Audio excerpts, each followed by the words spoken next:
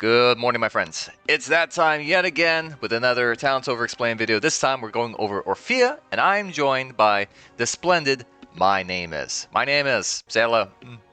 Hello. Good to see you. Thank you for doing this with me. It's a great pleasure having you on, and I was really excited.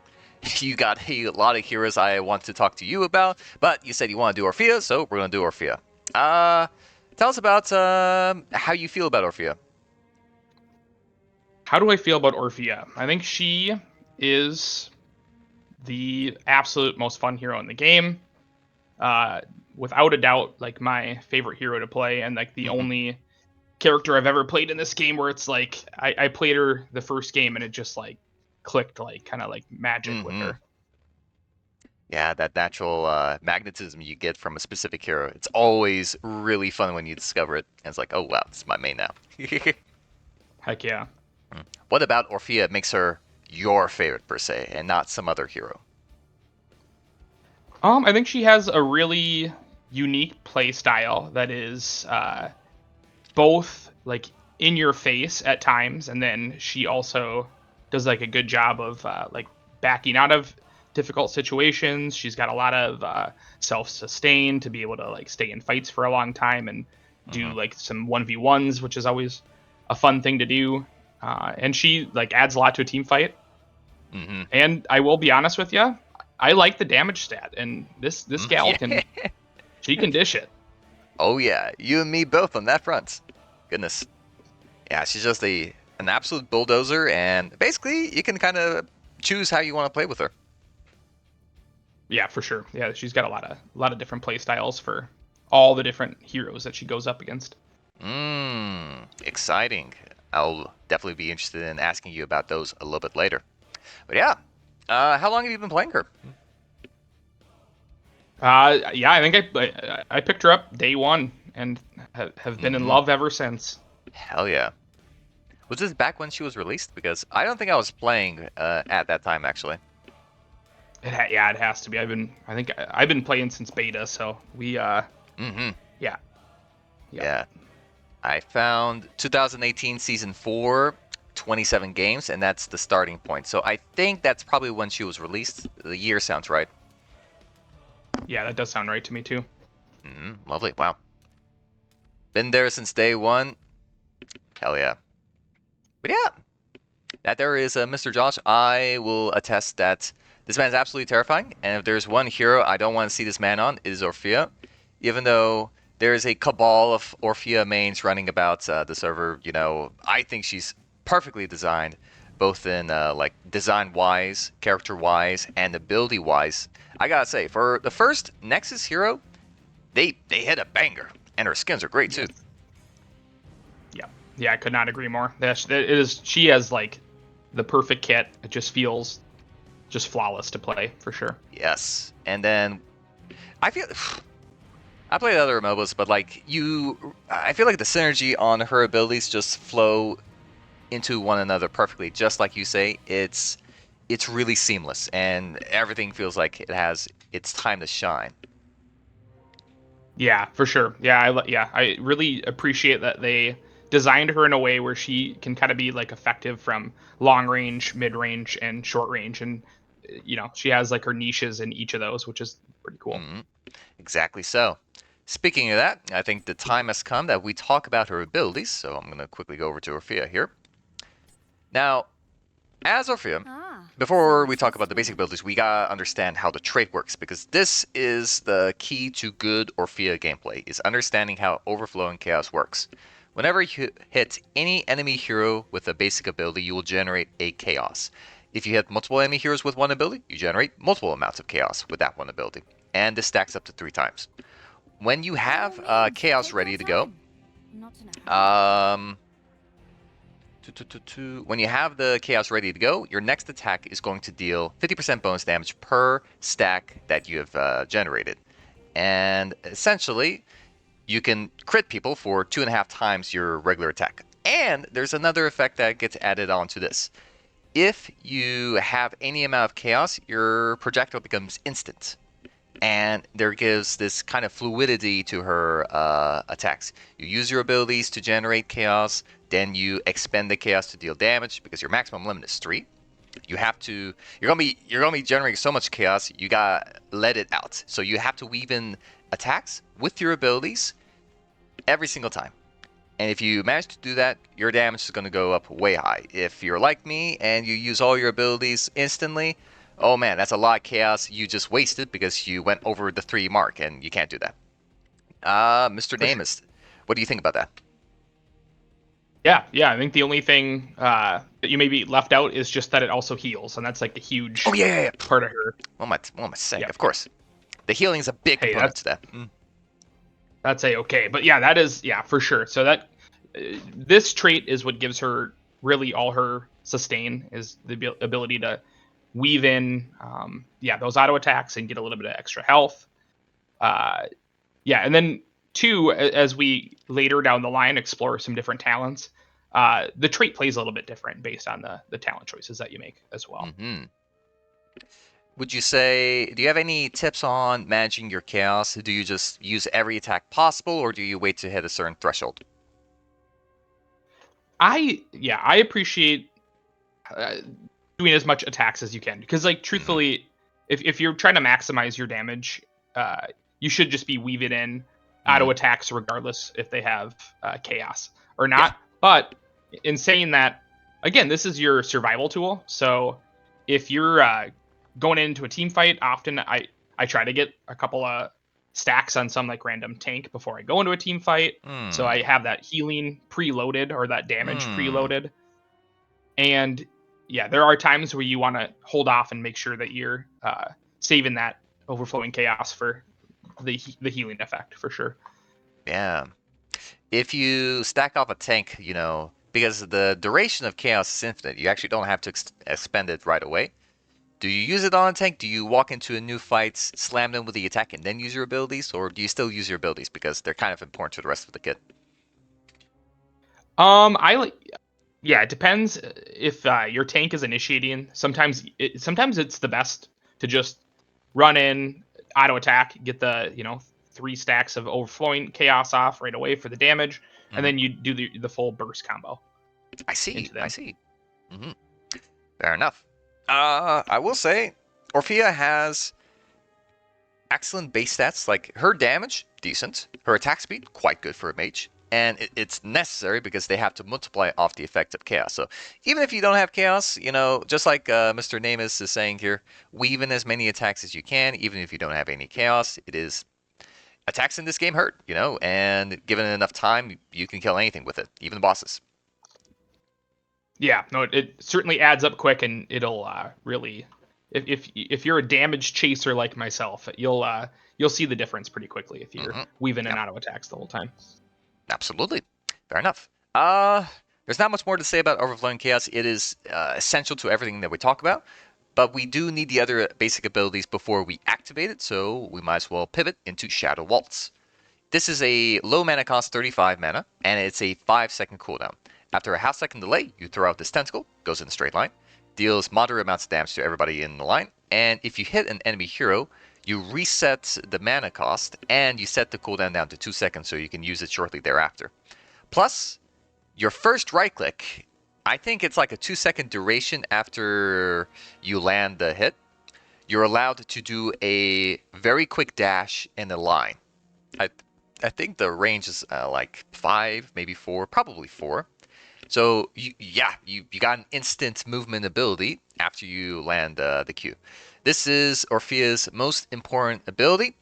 Generally speaking, she's very, very, very positionally based. All of her abilities have strange but kind of like pointed areas that they damage and harm, and making sure that you're in position through the Shadow Waltz as you're weaving around the battlefield is very important. What do you have to say about Shadow Waltz?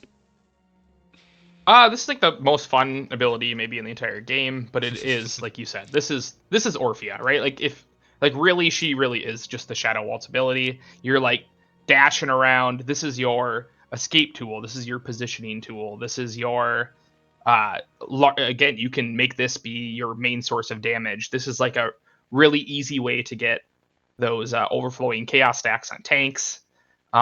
So yeah, Shadow Waltz just it really just does everything for you, to be honest.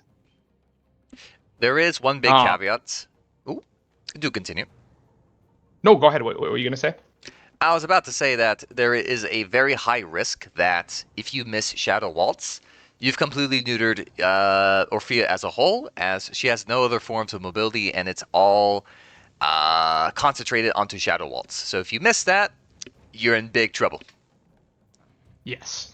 No, there's some real punishing that can happen for sure if you're missing it. Yeah, it's definitely an ability that, if possible, you are trying to save this for some sort of like CC that your tank is doing or another teammate's doing to make sure that it's a little bit easier for you to hit. Because yeah, like you said, this is an important one for sure, and you don't want to miss it. Another really like cool part about Shadow Waltz is you can use it to go over walls, and it like allows you to like teleport over walls, and it's a little filthy with that. You can teleport over walls with it?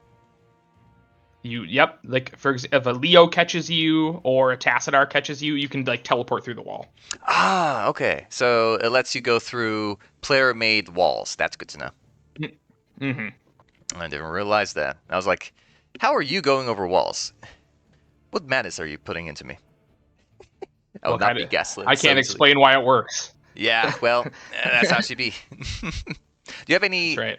tips on making sure you land your Shadow Waltz, like not missing per se? I think that the best thing you can do for sure, always with almost any assassin, is you're waiting for CC. That's the number one easiest thing to do. Mm-hmm. But otherwise, what I like to do is you can approach from like a bush, and it's easier to hit that way. Otherwise, a lot of the time, I am waiting to Shadow Waltz after I have slowed them in some way with either like overflowing chaos or dread, which we'll talk about later. So yeah, but again, set yourself up to not miss it. And if you want to do like some early like poking and just trying to hit the ability to increase your damage a little bit more, then I tend to save my other abilities to like make sure that I can burst somebody down that is then going to probably approach me after I missed my Q, and that will at least give me that ability to heal a little bit. Got you.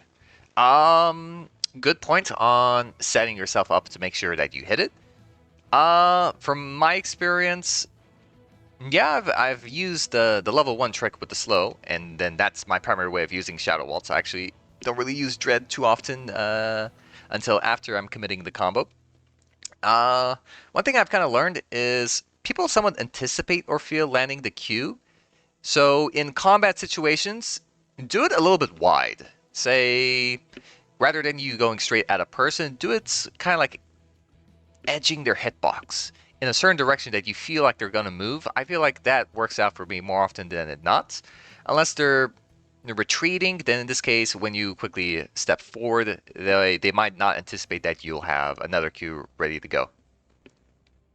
Yeah, I like that for sure. And I like, again, just because you Shadow Waltz one target. So, like, oftentimes in fights, I'm like Shadow Waltzing the tank because I know he is a large hitbox. I'm going to hit him for sure. But it doesn't mean you have to commit all your damage after that to the tank. And yeah, there's a lot of times in fights where, like, Shadow Waltz is used more as, like, the escape tool. That also is getting me that extra overflowing chaos to be able to deal more damage to the target that I'm actually trying to burst down. Gotcha. Using the tank like a booster pad. I like that. Yep, for sure. And it works too if like you are focusing a lot of your damage on another hero. That's usually when, enemy players are gonna put their guard down a little bit, and you can sometimes get a nice little cheeky Q off on them as well. I see. There is another mechanic, and that's with the dash. You don't actually have to be using it right away. It only waits until you issue a move command in a direction. Do you intentionally wait to use the movement, or do you just always go dashing afterwards you press Q?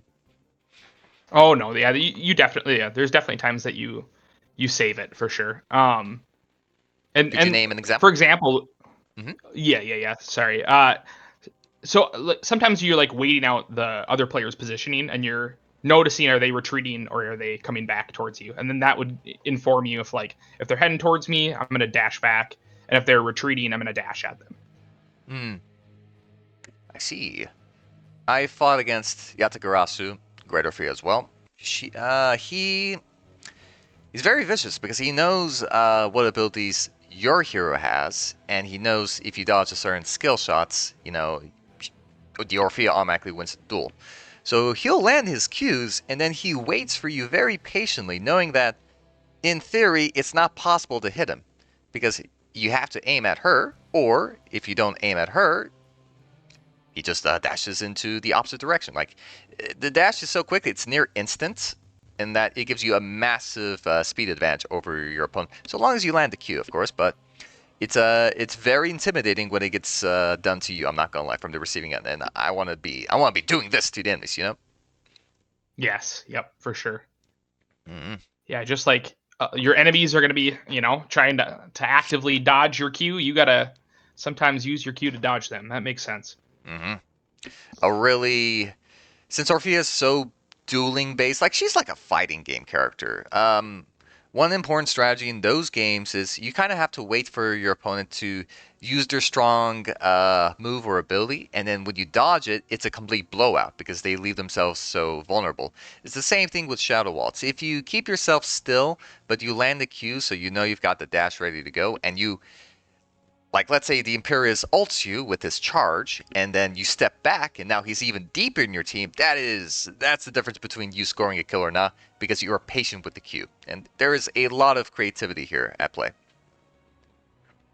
Yeah, yeah, absolutely. And it's like also you want to feed your opponent like a diet of like how you're approaching them, and then you want to like change that up. Like you don't always like if a lot of the times your opponents are going to like actively dodge you even if you're like kind of running at them and positioning yourself in a way to hit the Q. And that's where like you can also bait a lot of things out and wait for them to overcommit, and then you full combo into them. Mm-hmm.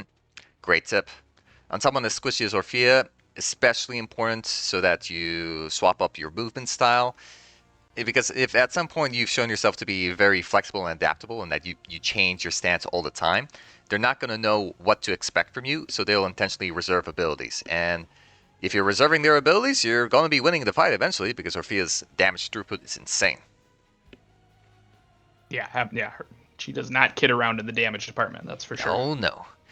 That is Shadow Waltz. It's amazing into like big beefy targets because the damage is good. It gives you stacks of your traits. So in reality, it says 165. You can think of this like 220 damage if you successfully hit it.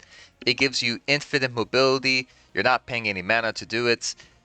It's really crazy when it's firing on all cylinders. But if you miss it, it's a very big problem because in those next 5 seconds you will be punished pretty severely.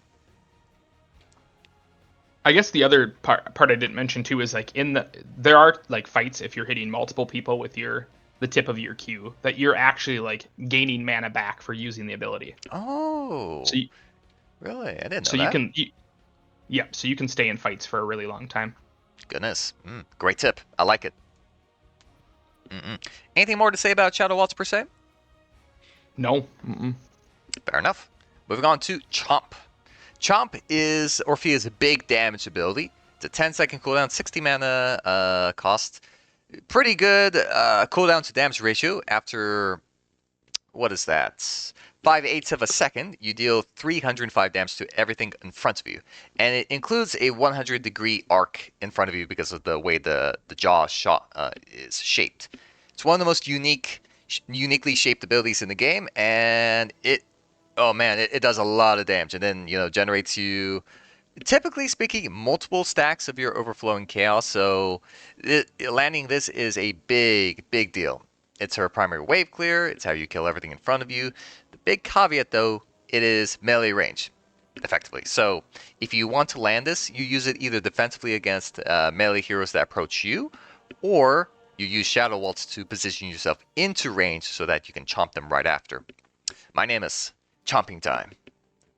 All right. Yeah, no, this is another beautiful ability. This is so again, like we were saying kind of earlier, how Orphea has the mid range abilities, the short range and the long range. The Shadow Waltz is definitely like more of a mid range ability. This is you're up close and personal. Like you said, huge for wave clear.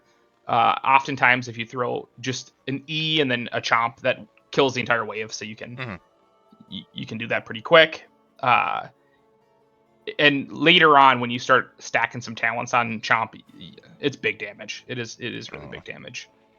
Absolutely. Yeah, for the wave clear, how I do it is you throw out the dread, and then you move to the side, like you're right next to the wizard minion in the middle, and then you send the chomp towards the wizard minion. So you got your right row teeth hitting the melee minions, your left row teeth hitting the range minions, and that automatically clears a equilibrium minion wave instantly, which is very good wave clear speed. And the mana cost is affordable. It's 110. It's not the cheapest, but it's not the most expensive either. Yep. Nope. Yeah. Exactly how I do it too, for sure. Perfect. Is there? Chop is kind of like a very straightforward ability, so I don't think there's going to be much we can milk out of it compared to Shadow Waltz. But is there a time that you want to use Chomp more so than others, or would you say that you just let it rip whenever? I think Chomp is like, again, there are times I miss my cue. I am going to make sure that I'm holding both E and Chomp to make sure that I have like something to still provide a little bit of damage. So like Chomp can kind of be a safety net a little bit against some melee characters because it allows you to do good damage, get those stacks of chaos to heal yourself. It's also often you'll combo it in a way where you are shadow waltzing forward and then chomping onto them.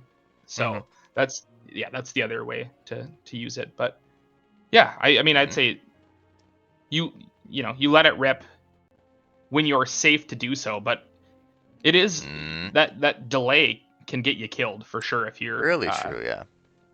in melee range with especially people that have CC because like you said, Orphea, ton of damage, but she is squishy. Big time. Would you reserve Chomp for, say, attacking the tank, or see if you can try to cheeky Shadow Waltz into the back line, see if you can try to burst them down with the Chomp? Because that delay, something could go awry.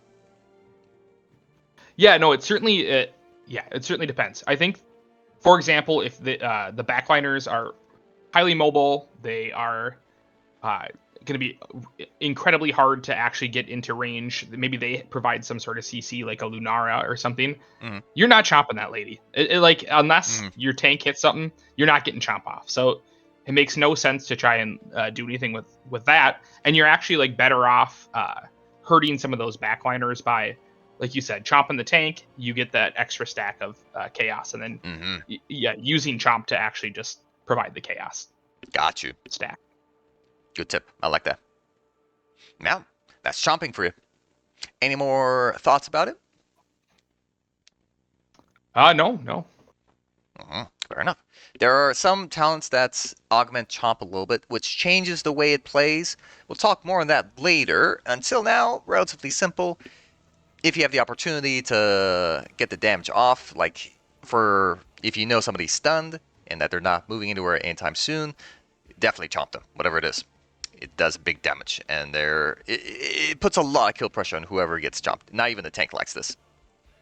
Yes, and like you said, regardless of what character in this game that you're playing, counting cooldowns is really important, and like making sure that, again, if you know that the enemy team overcommitted or the enemy hero has used an ability and you're safe to chomp, that's when you should chomp. And otherwise, like you're self-rooting for like half a second, so you gotta be careful.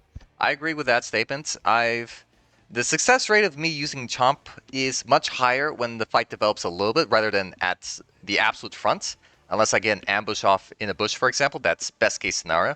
But if I'm, in the middle of the lane, middle of the battle, nobody's really used their cooldowns yet, and I go for a Chomp, it always goes wrong. Rather than me waiting for the fight to develop a little bit, maybe somebody comes closer to my jaws. Yeah. Yep. Yeah. No. It's definitely. Yeah, I think it's a better tool for when you're being chased than chasing the enemy. That's for sure. Makes sense. Yeah, besides they're running into you rather than running out of the mouth. And obviously there's one in this situation that's going to occur more successfully than the other. Yes. Fair enough. Moving on into Dread. Dread is Orphea's first long-range ability. Moderate mana cost at 50, long cooldown at 14 seconds. You release this wave that damages and slows enemies that it crosses by. Wait, no. Does it slow if you hit it with the projectile? Yes. Yep. Okay, cool. I thought I was hallucinating for a second. Okay, so it damages and slows everything that it comes across by 25%, which is a big deal. Orphea has no other natural CC in her basic ability, so this is a great way to improve the hit rate of your Shadow Waltz, which is very important, and it makes it harder for people to get out of your chomp, so that's first thing. Plus, that tiny amount of damage on projectile also generates chaos, so see if you can take advantage of that as well. And then afterwards, when it reaches the destination that you set the dread to, after a 3/4 second delay, it will explode, dealing pretty good damage. 175 is nothing to scoff at. And once again, this generates you more chaos, and this generates a brand new 25% slow. Yes. I'm not gonna lie, Dread is a very fascinating ability that I feel like I do a really bad of using it to its potential, so please enlighten me, Mr. Namus. Dread is my favorite tool to get solo kills. Like, it is an initiation tool for me. Often I will. This is like how I open up a gank, is a instant dread into Shadow Waltz, because they're slowed for that little bit of time. And then again, if you position yourself in the correct way, this is how you can get your entire combo off really quick, where you're like dreading from long range, they were slowed a little bit enough to get you into Shadow Waltz range. You slap them with that, you get in and you chomp. That is like, that's the combo. So it's yeah, I think it's a really safe initiator. Often it's another like a safe poke. It's like you said, it's huge range. So you can, if your tank's opening up on something, you're already kind of low health and you're scared to go in. You're providing a little bit of extra damage. You get those extra stacks of overflowing chaos, and then you can auto attack and get some health and join the fight again. So it has that going for it. There are a lot of the times where again, I miss my Q. Oh God, I know they're gonna come try to gank me, and they're gonna get up in my face. I save the dread, and I can put it right in front of me, and you can dread chomp combo, and it gives you up, like usually 3 overflowing chaos right away. From so like there's there's a lot of ways to use dread for sure. Yeah, very complex ability, and it's the difference between it doing nothing and it doing maximum possible potential is massive. Like this thing could absolutely delete a team with the right talents too. Yeah, for sure. Yep, and yeah, often with dread too, you are like looking to. This is another one where you have to predict movement a little bit. It's if you are finding yourself in a way where the enemy is really stuck, kind of running in a straight line. It's beautiful for that. Like, you can put it slightly behind them. They have to make a decision. Do I want to run into your dread, or do I want to approach Orphea even closer?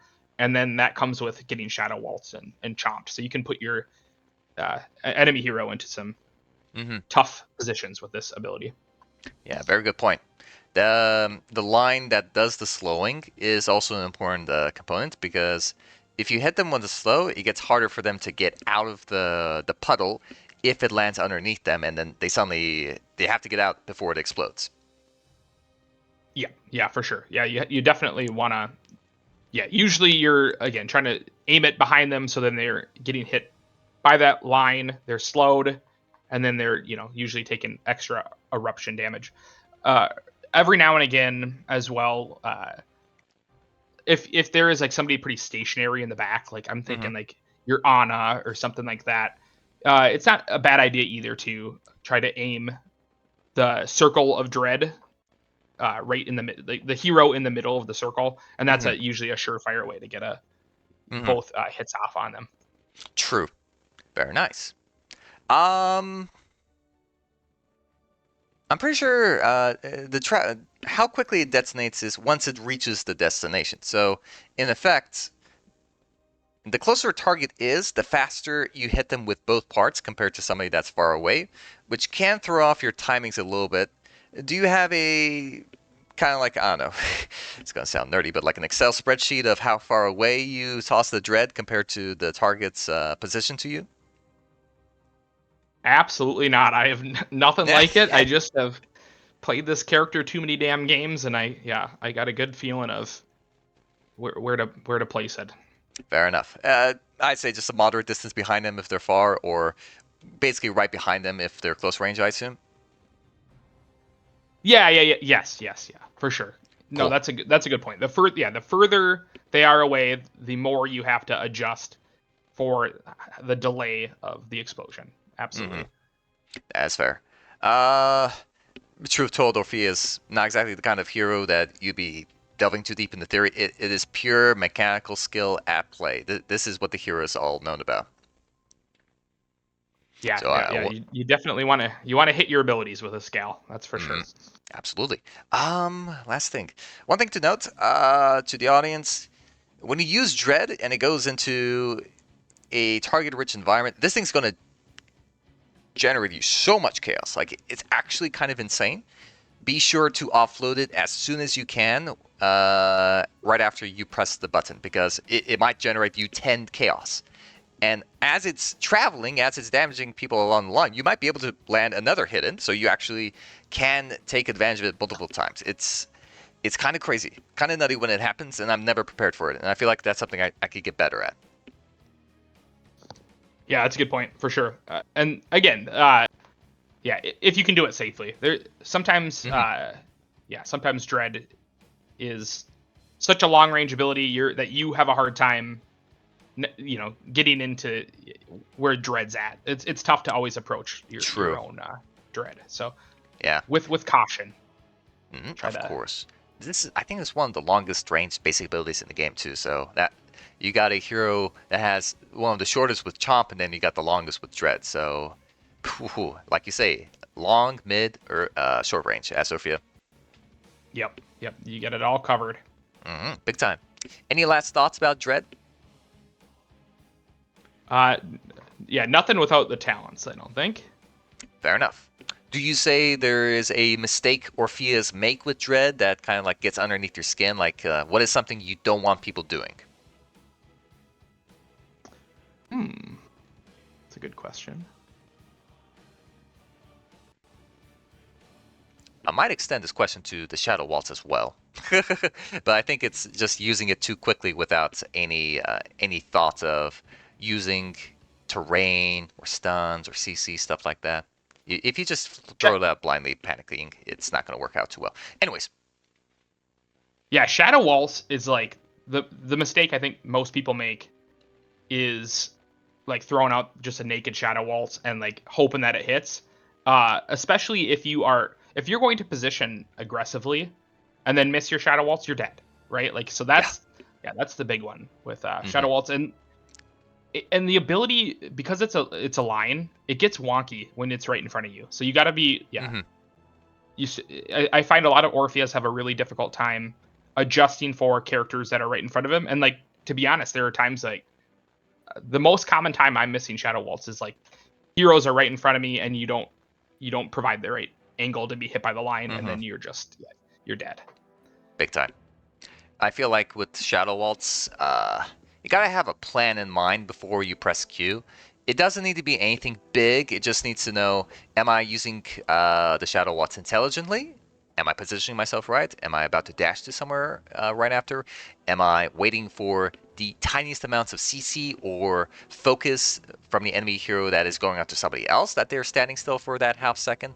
Try to maximize odds with it, really. Don't minimize the odds. For sure. Yeah, and maybe the only thing, kind of like what you're saying with Dread, is it is like a huge combo starter for you. So like maybe not always throwing it willy-nilly and just trying to hit somebody with it if you're not going to do anything else with it, because it's a 14-second cooldown, right? So like if you're just throwing it out there, get a little bit of damage off, and then it just gets healed, then you didn't really do the best you could with that ability. Absolutely. Speaking of best you could do with the ability, What is a combo to you, Mr. Namus? Give me a generic, mid-range, default, neutral stance combo as Orphea. Again, my favorite combo with this character is you are mounted, you are running at somebody, you are opening up with dread, and you are placing it behind them. And then the second they are slowed, you are queuing, chomping. That is I think that's your basic. Perfect. The other combo is like, again, I think you have like a safe poke combo where you're just throwing out the Q first. You are in a range where this is usually like you're trying to hit a tank or somebody that is like more in the melee range, but you're not going to be dove, so you can like safely just throw out your Q. Darn it, I missed. I'm just going to weave in auto attacks, and then if I get approached, that's where I'll dread in front of me, chomp. That's one combo. Got you. Be sure to weave in those basic attacks too. Yes, absolutely. Yep, weaving in the basic attacks for sure. And but yeah, otherwise, I think as you continue to play this character, it's tough for me to define the exact times when I'm doing this, but you space out your ability sometimes as well to like have more consistent forms of healing. So you're not always just like fully throwing it out there, right? Because like you said, you only get 3 stacks of overflowing chaos. If you go over it, then that's wasted potential. Got you. And that also opens up another door to Orphea, and that's there's going to be a point that you realize there is no set combo. Everything must go, and it's going to go in every permutation of ability rotations. And I think that's the really fun part about Orphea, is that technically they work together to create a perfect combo, but you can also change how the combo flows to create a new result out of it. Yeah, no, that's a really good point, because like oftentimes, if I'm going against like some melee characters, oftentimes your combo actually looks like chomp, they start running away, dread into shadow waltz, and then you're able to, combo that way as well. Well, obviously throwing in your autos the whole time, but then, depending on your talent choices too, sometimes the combo looks like you're just going crazy and hitting as many dang Qs as you can land. Yeah. More buttons, more good. And for Orphea, every button is exponentially more damage than the last. Yep, for sure. I feel like the last combo you said, Chomp, Dread, Q, that sounds a lot like something you do in the bush. How do you kill somebody in the bush if you've got the jump on them? Okay, yeah, I think it depends on the range. So, like, are you saying Say I'm completely unaware? Sorry? No, go for it. Sorry. This is the scenario. Any target, completely unaware, face check in the bush with mount. Oh yeah. That is for sure. Opening up with Chomp is huge, especially we'll talk about him later. But depending on the talent, you are getting yourself a good amount of overflowing chaos. You are again Chomp. I love the Chomp, Chomp Dread Shadow Waltz combo, where you are putting Chomp, or you're chomping, putting Shadow Waltz down right in front of, or sorry, Dread right in front of you. It's exploding, and then you're waltzing to kind of avoid getting hit by them, and then dealing that additional damage by weaving in auto attacks. I suppose if you got the jump on them with the bush, what you could do is what you call it? Maybe EWQ, as there's a talent that gives you bonus damage on slow targets, so you might amplify the chomp a little bit. And once you hit the Q, I suppose what you could do is you could wait to see how they react, and then more than likely they're going to do a knee-jerk reaction. Hey, I'm getting targeted, let me throw out my CC. Like a Kale Frost Tornado is the prime example of such maneuvers, and then you immediately sidestep it because you know it's coming. Yes, yeah. No, yeah, definitely the EWQ can certainly work as well. She, like you said, there is there are situations where you got to press your buttons completely different for a ton of different situations with her. I agree.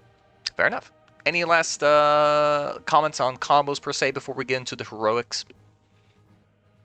None that I can think of.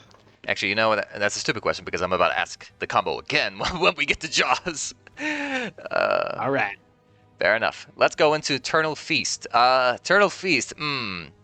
After 1.5 seconds, you deal moderately to high damage. 210 damage is actually a pretty big number, and the radius is huge. And the thing is with Eternal Feast, in this large radius, as soon as it hits a hero, it's going to repeat permanently, so long as it's hitting heroes. 2 things to keep in mind. It has a pitifully short cooldown at 50 seconds, so you can let it rip whenever you like. Do not hold back when it comes to Eternal Feasting. 2, the first hit is the longest windup. It's 1.5 seconds. But afterwards, the follow-ups are 1 second instead. So that's another thing to keep in mind. And lastly, the range on this is actually really good. It doesn't really matter where you are in the battlefield. You're 80% of the time already in position to use Eternal Feast when you see a good opportunity for it. So that's another thing to keep your head on a swivel for. I never pick Eternal Feast. I can understand why certain Orpheas pick it up, and if we have the combo set up, sure, no problem there. I can agree to it, but I really don't pick it, so I don't know how to use it. MyNameIs, please give us your tips on it. Pick it when you have Joanna as your tank. That's what I would say. If Joe's your tank, if you got like the best damn ETC on the server that's hitting these 5-man mashas, that's the time. I think Eternal Feast feels like a win more talent a little bit. It doesn't always. Yeah, I don't know if it always wins you fights that you wouldn't have already won. But yeah, it's powerful. It's like area denial, but again, that usually people are getting hit by one hit of it, and they are walking out, and it's done. So this is very much, I think, the best you can do is if you're on comms with your friends, call it out, let your tank know. If you can initiate with the Eternal Feast, and then they can do the CC combo, that is your best chance of getting multiple hits. Great tip. I like that. But yeah, this is an interesting ult. I pretty much exclusively pick it with Joe. Makes sense. I had a combo with Hanzo where he would do Dragon Strike. He would just let the ult out, but since I know its trajectory, what I end up doing is I can lock people down with my R if I feel like they're close enough. I approach them, and then I pull them into the center because they're now immobilized, and I know where I have to pull them towards. And then afterwards, you do a subdue Q. It's like a 2-second route because 70% slow is no joke. At that point, they get cooked. It's very, very effective. Like you say, if your damage payoff goes first and then you as the tank come after, a lot of times it's actually really effective rather than vice versa. For sure. And there are definitely times when like you're playing solo quick match where like you're not going to have that kind of coordination. You can you can still get a couple hits off with Eternal Feast. But yeah, I think that it is really tank dependent when to pick this talent. Got you. Noted.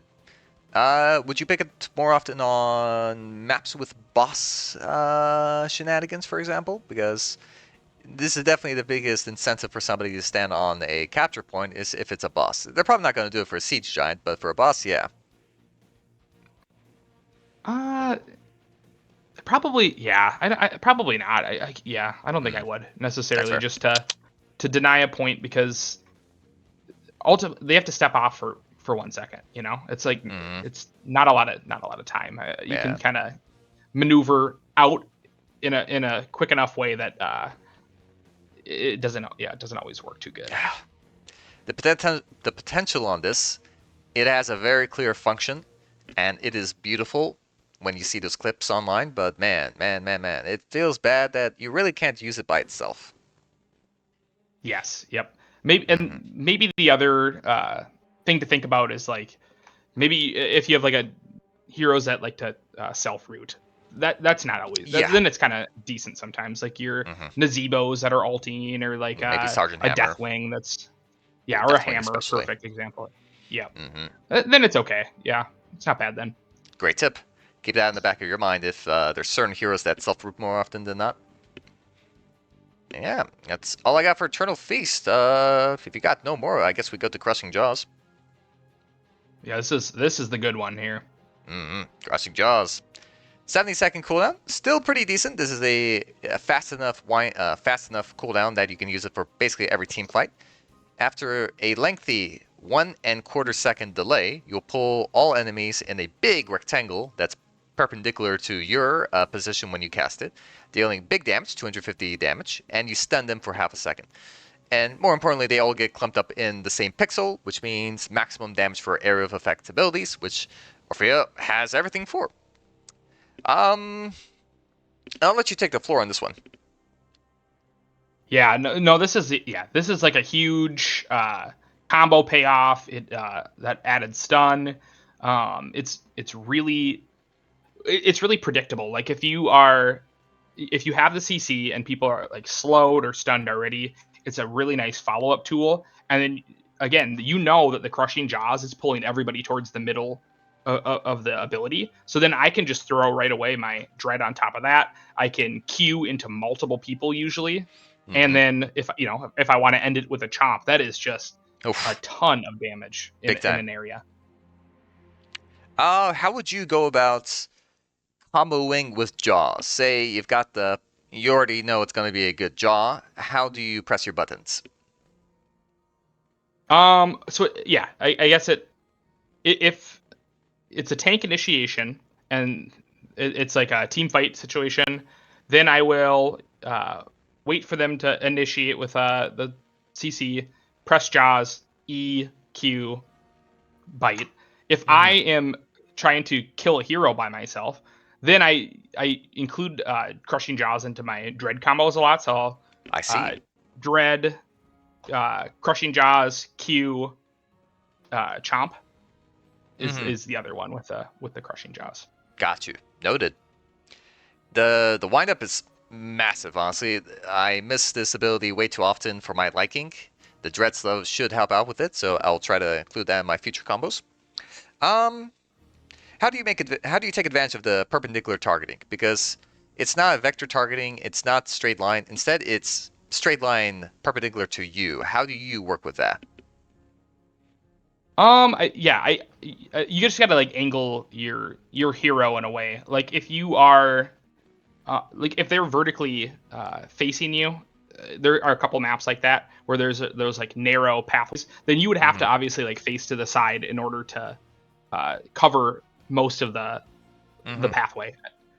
So it's just orienting yourself in a way that you can get the most use out of the shape of the alt.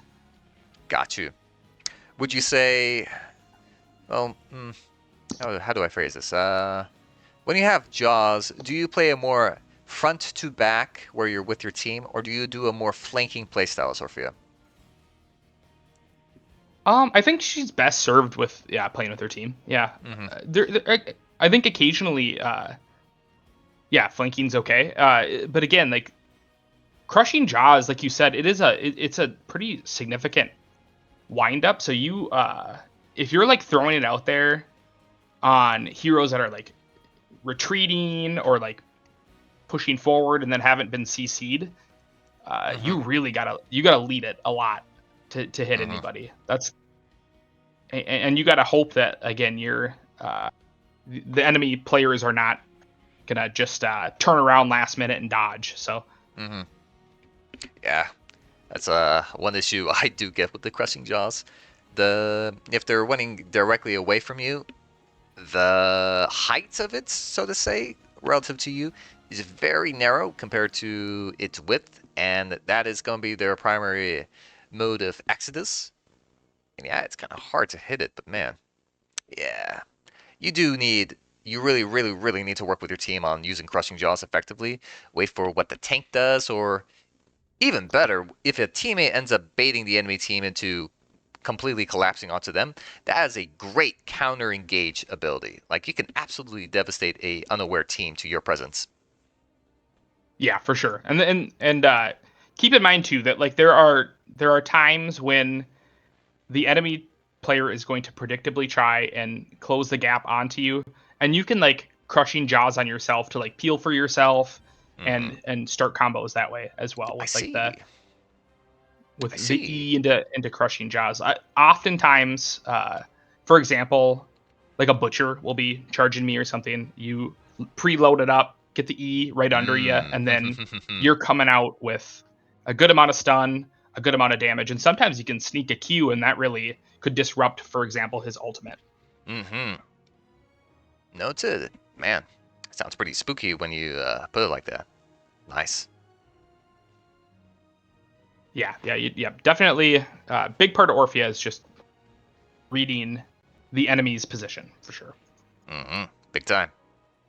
Great tips on the jaws. I'm gonna include this in my future games as Orphea. Probably as soon as we're done with the interview, I'm gonna be playing some Orphea, see how that goes. But Heck yeah. But yeah. Any last words about these abilities here? We're about to go into town trees. I'm ready for it. We're ready for it. Level 1. Endpoint. On point, I think is how it's said. Shadow Waltz deals an increased 90% damage to enemies hit by its end, and it grants 1 additional chaos. Up until now, there's no difference between the line and hitting the tip with your Q. It's all the same, but this talent introduces that mechanic. If you hit them at the very tip of it, double damage, extra chaos. Quite strong, I'm not gonna lie. It does a lot when it works, and it turns your Q into this absolutely absurd DPS tool. A 2-second, 300 damage tool is not to be scoffed at, and it technically has no mana cost too. Plus, you're generating more chaos, so you're netting back 400 damage every time you press Q. What do you think about On Point? It's my favorite talent for sure. I love it. It like you said, it is. God, it is a huge payoff only if you're hitting Qs. If you are like trying to like take this video and learn the character, don't pick this damn talent unless you have like a tank that's gonna constantly stun for you, and you're gonna if you're gonna like just follow up on CC, sure. If it's predictable, sure. But endpoint is like you get a really good flow of the character, you're hitting a bunch of Qs already, then the damage payoff is crazy. It turns Orphea into like a truly terrifying hero that can 0 to 100 100 to 0 people with her burst. Considering that the range of your Q is kind of moderate, it promotes a playstyle of Orphea where she's playing more so like ranged assassin, marksman range, so to say, rather than being up and personal with, say, the other talents or long range with your E. How do you land tips with On Point? Any tips on that? Again, your safest bet is to always target characters that are large and have do your tanks, try to hit the Phoenix, try to hit the Asmodan, but otherwise, you staying at that mid range is really important. You are reading their movement. If they are approaching you, you're backing up with your dashes. If they are running away, you are, obviously pushing forward with your dashes. That's the big thing. And then, with endpoint, I think it's really important at times to like rapidly try to get as many Qs off as you can. That's usually when this talent starts feeling good, is if you can get into those situations where they're CC'd, slowed, and you are rapidly firing these things off. So that means like using your dash instantly a lot of the times. Got you. Do you factor in the additional chaos? Does that change your combo a little bit to make sure you don't overflow?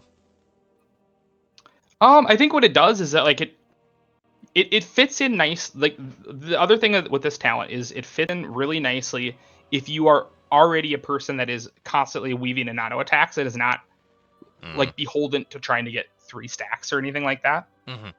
Then I think it fits nicely with that playstyle. But you definitely want to try and rapidly auto attack while queuing. Q auto attack, Q auto attack, Q. Getting that nice flow. With On Point especially, since you do maximum damage like from range, like you have to be at an arm's reach, not needing to be close to them helps that you don't need to land your chomp, so you're not missing out on chaos damage because of this. So you're getting the bonus damage, and the extra chaos is very relevant because it comes at a timely manner that even if you accidentally overflow, it's not it's not like it's being generated out of thin air. Like, if you know what I'm saying here. Yeah. It maybe like allows for that to happen more, like the overflow to happen more often, for sure, because Yeah. you have a more reliable source of chaos generation. And it's not tied to her other abilities, which is sometimes good, sometimes bad. It doesn't help with Orphea's primary issue in that if she misses her cues, she's in a lot of trouble. And On Point does lean into that, which does make it very much a mastery required kind of talent. If you're good with Orphea and you land the cues, it's great. If you're starting out with her, this is probably your low point in hit accuracy with it. It's definitely questionable whether or not it's good for her. Yes, please. Yeah, newer players, stay away from this one for a little bit. Get the hang of hitting the cue consistently, because it doesn't feel good if you're missing with it a lot. Yeah. When I was playing Orphea on ARAM, this talent feels amazing. Like, it's great, like especially at the start of the game. But then when the game kind of develops, suddenly it's harder to take advantage of it, and then suddenly I feel like I'm left with no level 1 because the fights become too chaotic in one form or another, and then yeah, I'm too tunnel vision on landing the pointy tips of my Q. I'm forgetting about the rest of Orphea's capabilities. Okay. Yeah. I mean, it's certainly it makes you more of a mid-range character for sure, and you definitely want to then focus on predominantly switching to like Q as your main damage source, and so I could see where you would maybe Gotcha. lose out on using your other abilities if you're picking this. Makes sense. Because I think, like, Orphea, unlike other types of heroes, it arises a breed of heroes, kind of like Kel'Thuzad, where there are these players that specialize in a certain build for them, and they're so different from one another, it kind of messes up their muscle memory if they try to deviate from the build that they have. And you generate a much different type of hero from that. So if you're good with On Point and you take it all the way, someone like you, Mr. Josh, I feel like, there's no way getting off of it. But I would say, even for me, there are certain heroes that like if you have a highly mobile backline that you're playing against, I do not take that. There's no shot that I am going to try and hit these. Like, if I'm not gonna hit Q consistently against a team, don't pick that at all, for sure. Wink, wink, nudge, nudge. Tracer. We hate tracers. I hate that damn deer, Lunara. I'm talking to you. Yeah, it's completely unwinnable matchup. I play Lunara, so I know where you're coming from. That's rough. Oh man. Yep. Keep in mind, like, the skinny mobile heroes are the ones that don't pick endpoint against skinny mobile heroes. Your Li Mings, Lunaras, your Tracers, your Genjis. It's not worth it. Noted. Any last points about On Point? As long as I'm mentioning the fact that this is another like a classic thing that I do with On Point, is that I am often hitting On Point again onto tanks and then using the chaos onto the backline. So, deliver the generation. Yes, just allow again, with Orphea, allow tanks to be your ability to move and ability to generate chaos. Got you. Fair enough. I suppose we're done with On Point? Okay.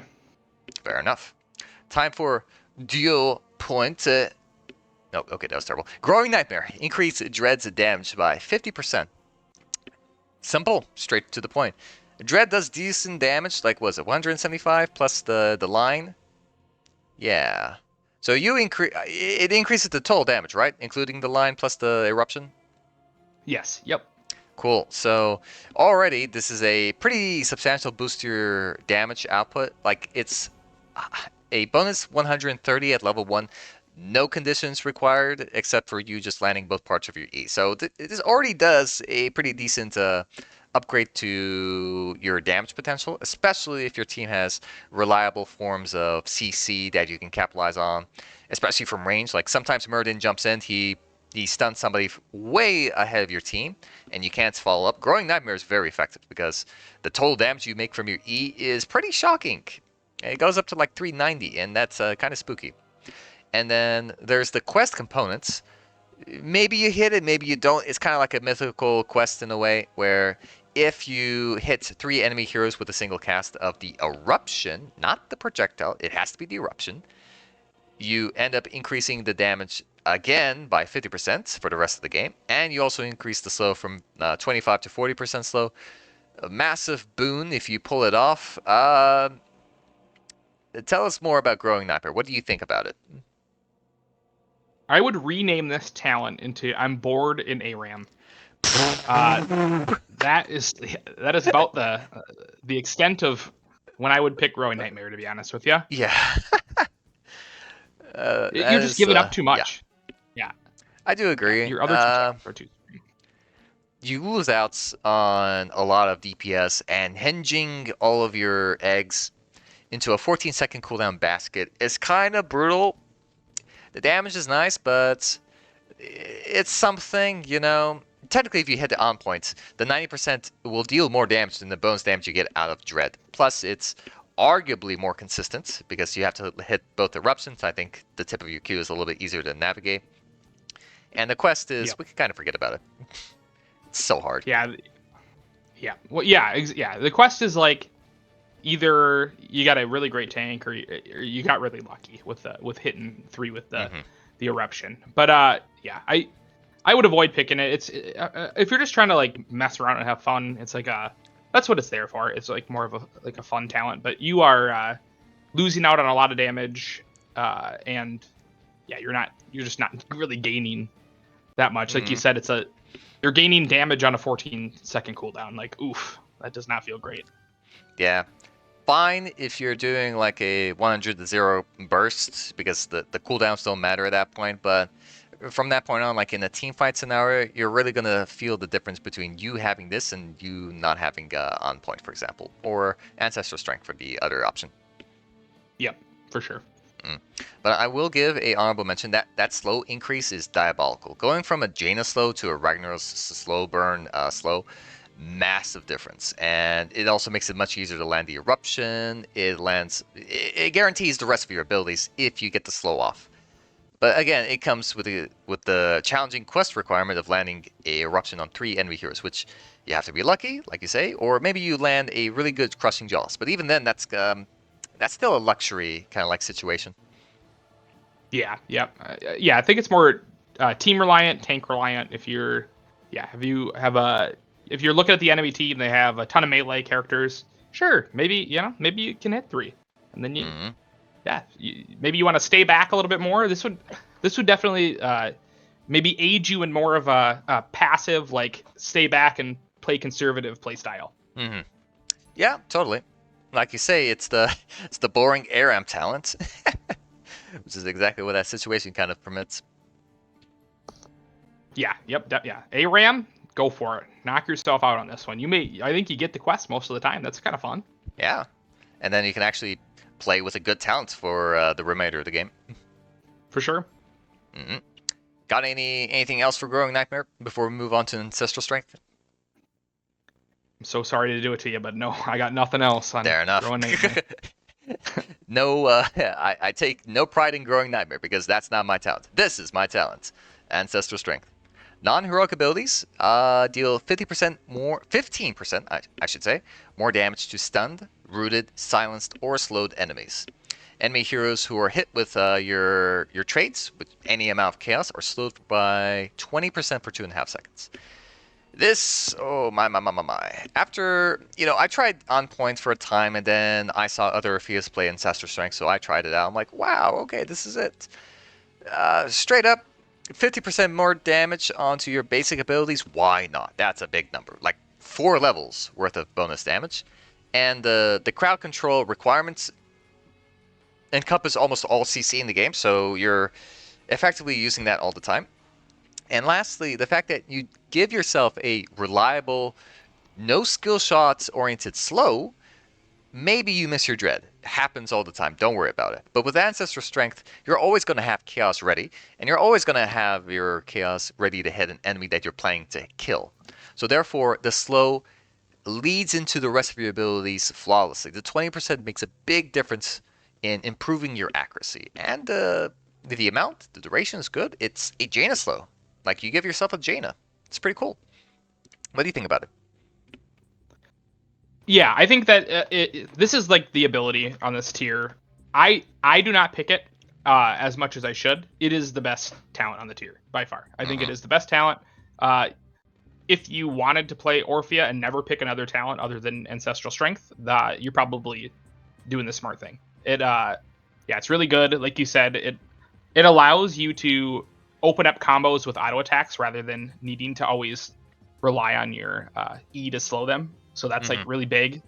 I think it makes you benefit a lot more than from getting some like casual poke to make sure that you're getting some of those overflowing chaos stacks to initiate the fight. But yeah, it's insane. It's just like a straight huge increase to your DPS, and it's a huge increase to like your team's CC output, which is fantastic. Absolutely. It's a strong damage boost. It's a strong CC boost, and it's also like a combo setup for yourself without needing any resources. You're always gonna have a slow ready to go. It's just so pervasive in a way. It's everywhere. Yeah, solid. Yes, it's just it's an exceptional, really great talent, and it just again, I think it makes you change your mindset a little bit to make sure you are using the chaos as an initiator most of the time, and or you can do those combos then with your E and then doing your other abilities that allows you to burst people down with more damage. So it just keep in mind with the order of things and make sure that before you're throwing out all your abilities that they are slowed. If you're gonna do like solo kills. Very, very, very crucial tip right there. Yeah, it transforms Orphea in a good way, but it's just a stat stick really. There's not much more to say to it. Overview for level 1. I can see why you pick on points in that if you consistently make it work and it's getting you results and you practice enough with it that you are landing it consistently, it totally outbeats Ancestral Strength in like total DPS. I could see that. So if you're comfortable with Q, sure. If you're need like a few training wheels, I think you can't go wrong with the Ancestral Strength. It just works, especially for a beginner or Orphea like me. I'm in love with the sounds. That's how it is. I couldn't agree more. I think that on, like you're saying, the endpoint is the highest ceiling talent maybe at level 1. I think it's like incredible for like just if you want to do raw damage and you want to see, again, you have to hit the Qs for sure, and you have to be really good at hitting them. But it is your biggest raw damage talent. But yeah, Ancestral Strength, pick it every game. You'll never feel sad. Absolutely. And Growing Nightmare only ever so often if you really want to do an E build or you're playing ARAM, go for it. Yep. Any last words before level 4? No, let's do her. Let's do her. Allegrisimo. I'm going to be butchering the names of some of these talents. I don't even know what language this is. Is this French? God, I'm not sure. Maybe Latin, French, yeah. Possibly, yeah. Allegrisimo. Reduce the cooldown of your Q by 1 second. Non-conditional, straight up 5 seconds, 4 seconds. No questions asked. And then, if you hit enemies with the tip of your Q, the cooldown jumps down even further to 3/4 of a second rather than 2 seconds. I'm not gonna lie, I actually like this the most of the level 4s. And even if I'm not picking up on point at level 1 and I pick up Ancestral Strength, I still pick Allegrisimo because Allegor also does it, and it feels really nice when I tried it out as well. I'm like, yeah, okay, he was onto something. I assume since you go on points, you'd pick up Allegrisimo? Yeah, I never. Yep, this is I never pick another talent to be honest on this tier. Right. It's just Alec. Yep, it's just you're getting so much, right? Like you're getting more Qs, which is just more damage, but it's also like more ability to teleport, and that is like your escape. So yeah, it's just like it's beautiful.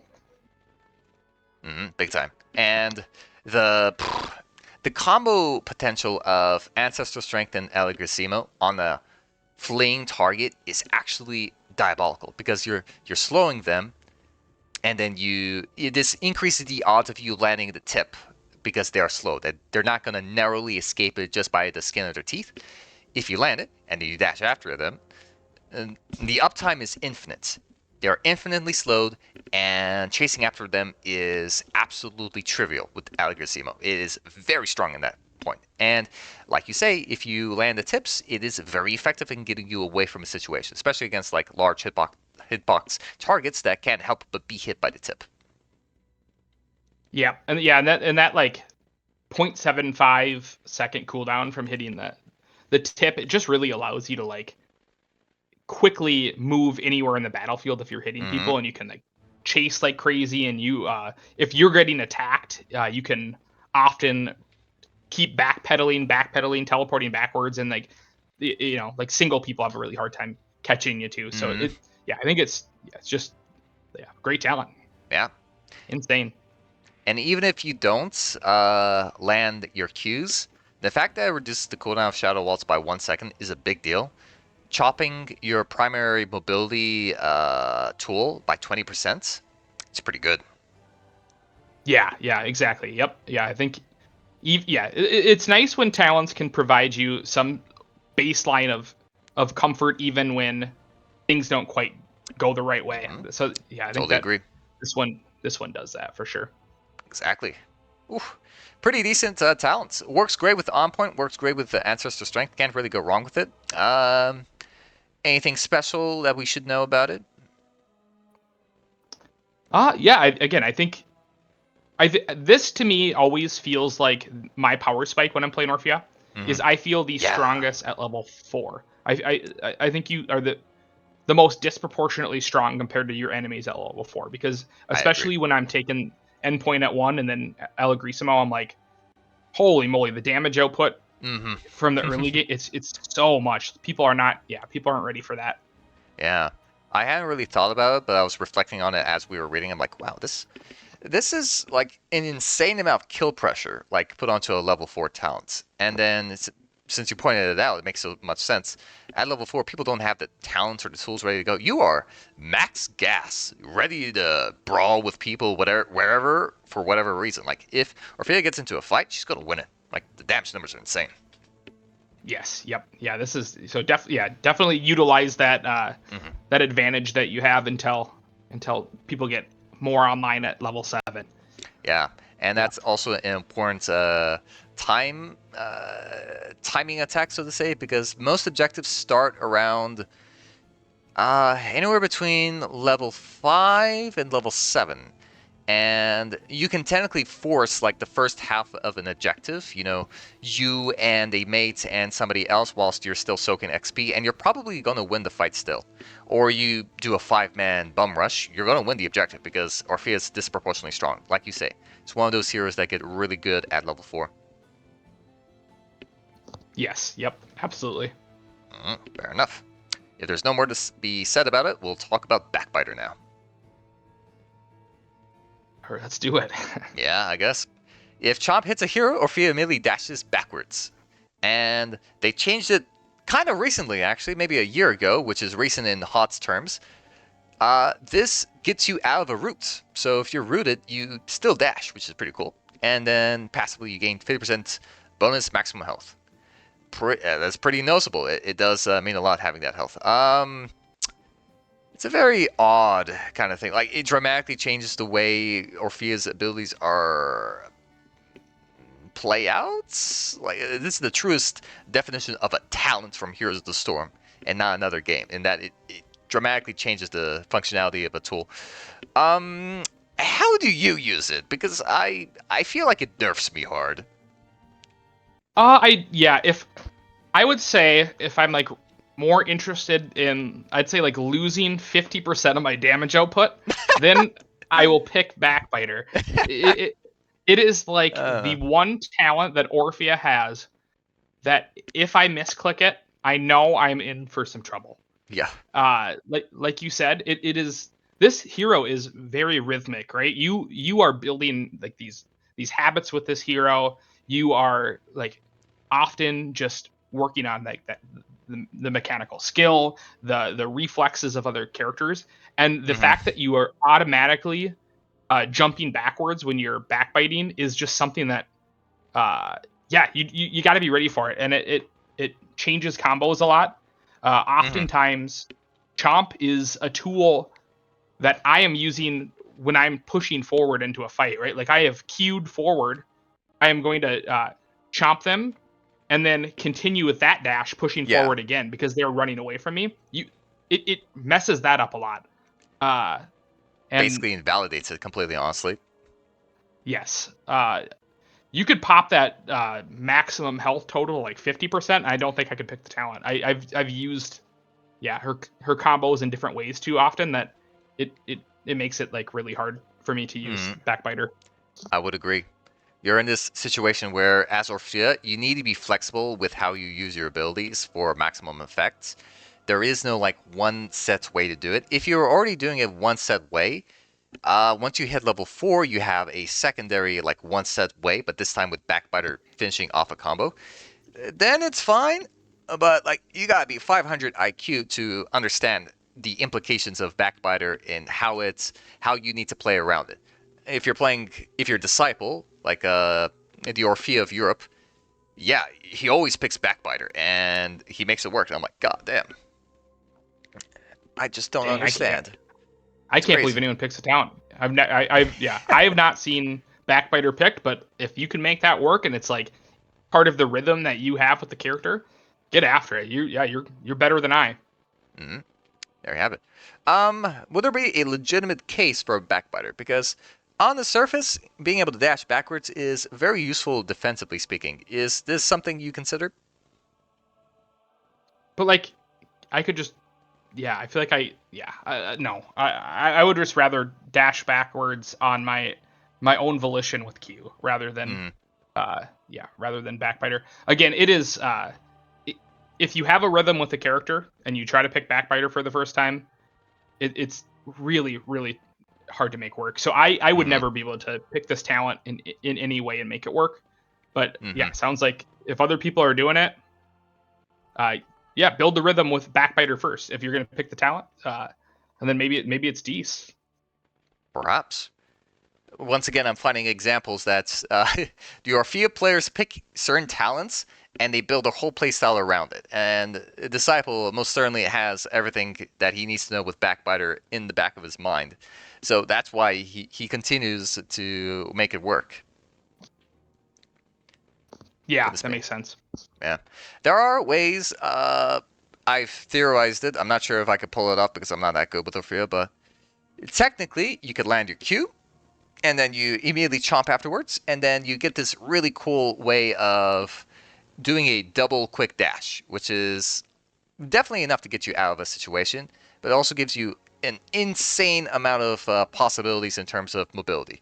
Like, because of the way that chomp works, and that's 180 half circle in front of you, you can choose to go leftwards, you can go backwards, you can go rightwards, depending on how you orient the chomp, and then you go directly backwards after that.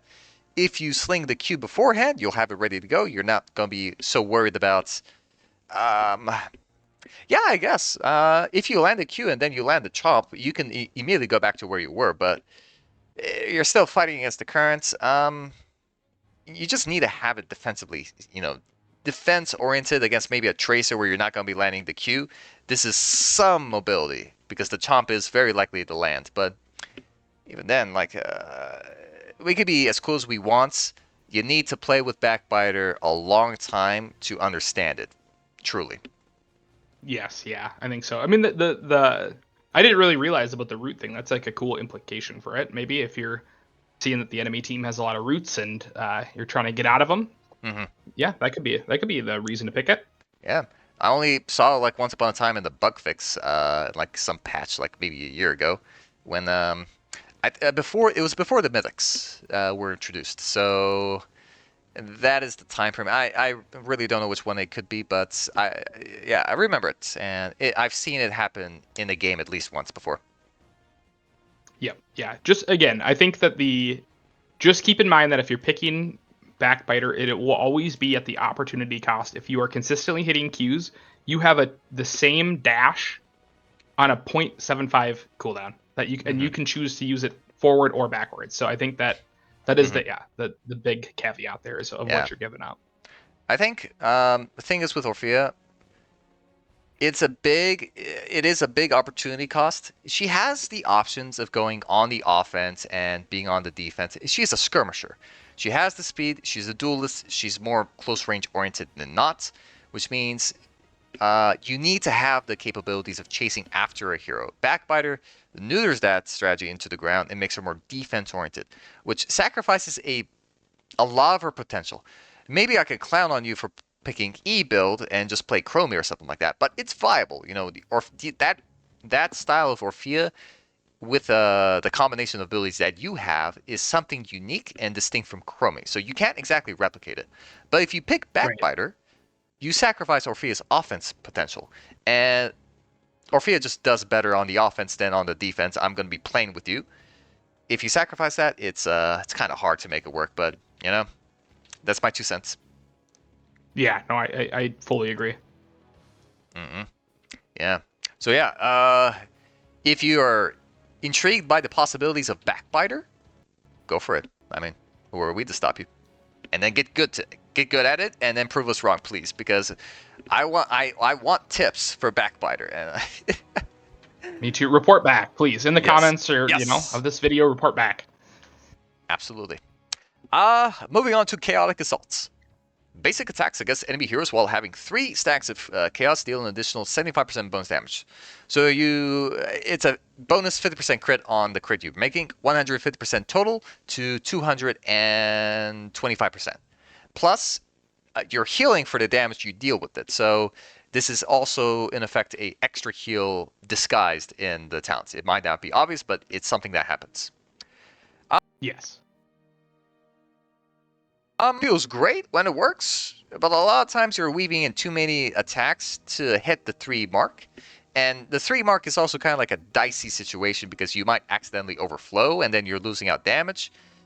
Every 1 stack of overflow that you miss out on is 50% damage lost. So you need to make sure that is worth the 75% bonus damage one time rather than you missing out. Josh, what do you think? I think that it is a talent that it again, any talents that can be useless are tough. If you don't have 3 stacks of chaos, it's not you don't have a talent. Then you didn't pick a level 7. So that feels tough. And again, it is very much then you are often sacrificing the weave. You can't weave in auto attacks anymore. If you pick chaotic assault, you're committed to the burst strategy. It can work. I see it picked often. I tried it myself for a couple of games, and I can understand the burst potential, but you are giving up the ability to like weave in the extra damage. I would almost imagine that like by the number of auto attacks that you could weave in without having to save for 3 stacks of chaos, you're probably like actually netting more damage doing those like weaving in auto attacks than you would with the extra damage from chaotic assault. Don't forget it's your base attack damage being stacked on top of it. Even if it's 50% or 100%, doesn't matter. Like, you still need to account for Orphea's innate 100 damage on her right clicks. Yep, exactly. I did like a little try session before this, and it is like a pretty significant at 10, for example. Like the healing at 3 stacks goes from like you have like 250 healing at 3 stacks without chaotic assault, and then it's 424 with. So like again, you're healing about 200 extra heals per auto attack. So it is like significant at 10, but that's not bad. But technically, I think chaotic assaults needs a few future talents to make it work. There are some that grants Orphea bonus chaos, and I think we need to revisit this talent in just a bit to see how it affects those. It feels much better when you pick those up, rather when you have them available. If you don't, it's a tough talent, because either it does too little, in that it literally does nothing, there's no too little, either you have it or you don't, or you end up wasting some of its potential, unless you're... Yeah, like, I think the fact that you miss out on attacks, and if you picked up the talent that provides you bonus slowing and, what was it, what's it called? Ancestral Strength, if you pick that up, you kind of have to neuter the talent until you're ready to use Chaotic Assault again, because the damage boost is pretty substantial, and missing out on it is a big nerf. So you have to play more for this rather than Ancestral Strength. But if you miss out on that, you're missing out on your basic attacks, so in effect, it is a net loss. I suppose from the angle and perspective of a newer Orphea that's having trouble unloading her chaos, you might be stuck at 3 for a minute before you actually right-click it here. Sure, I think Chaotic Assault might be good for you for the time being, until you get better at Orphea or the combos become more natural to you, that you're hitting them without needing 3 stacks, or you're not overflowing. In this case, Chaotic Assault is okay, in that it gives you max value, technically. Yeah. That's my opinion, at least. I think that you are committing to more of a chomp build game plan with Chaotic Assault. True. Yeah.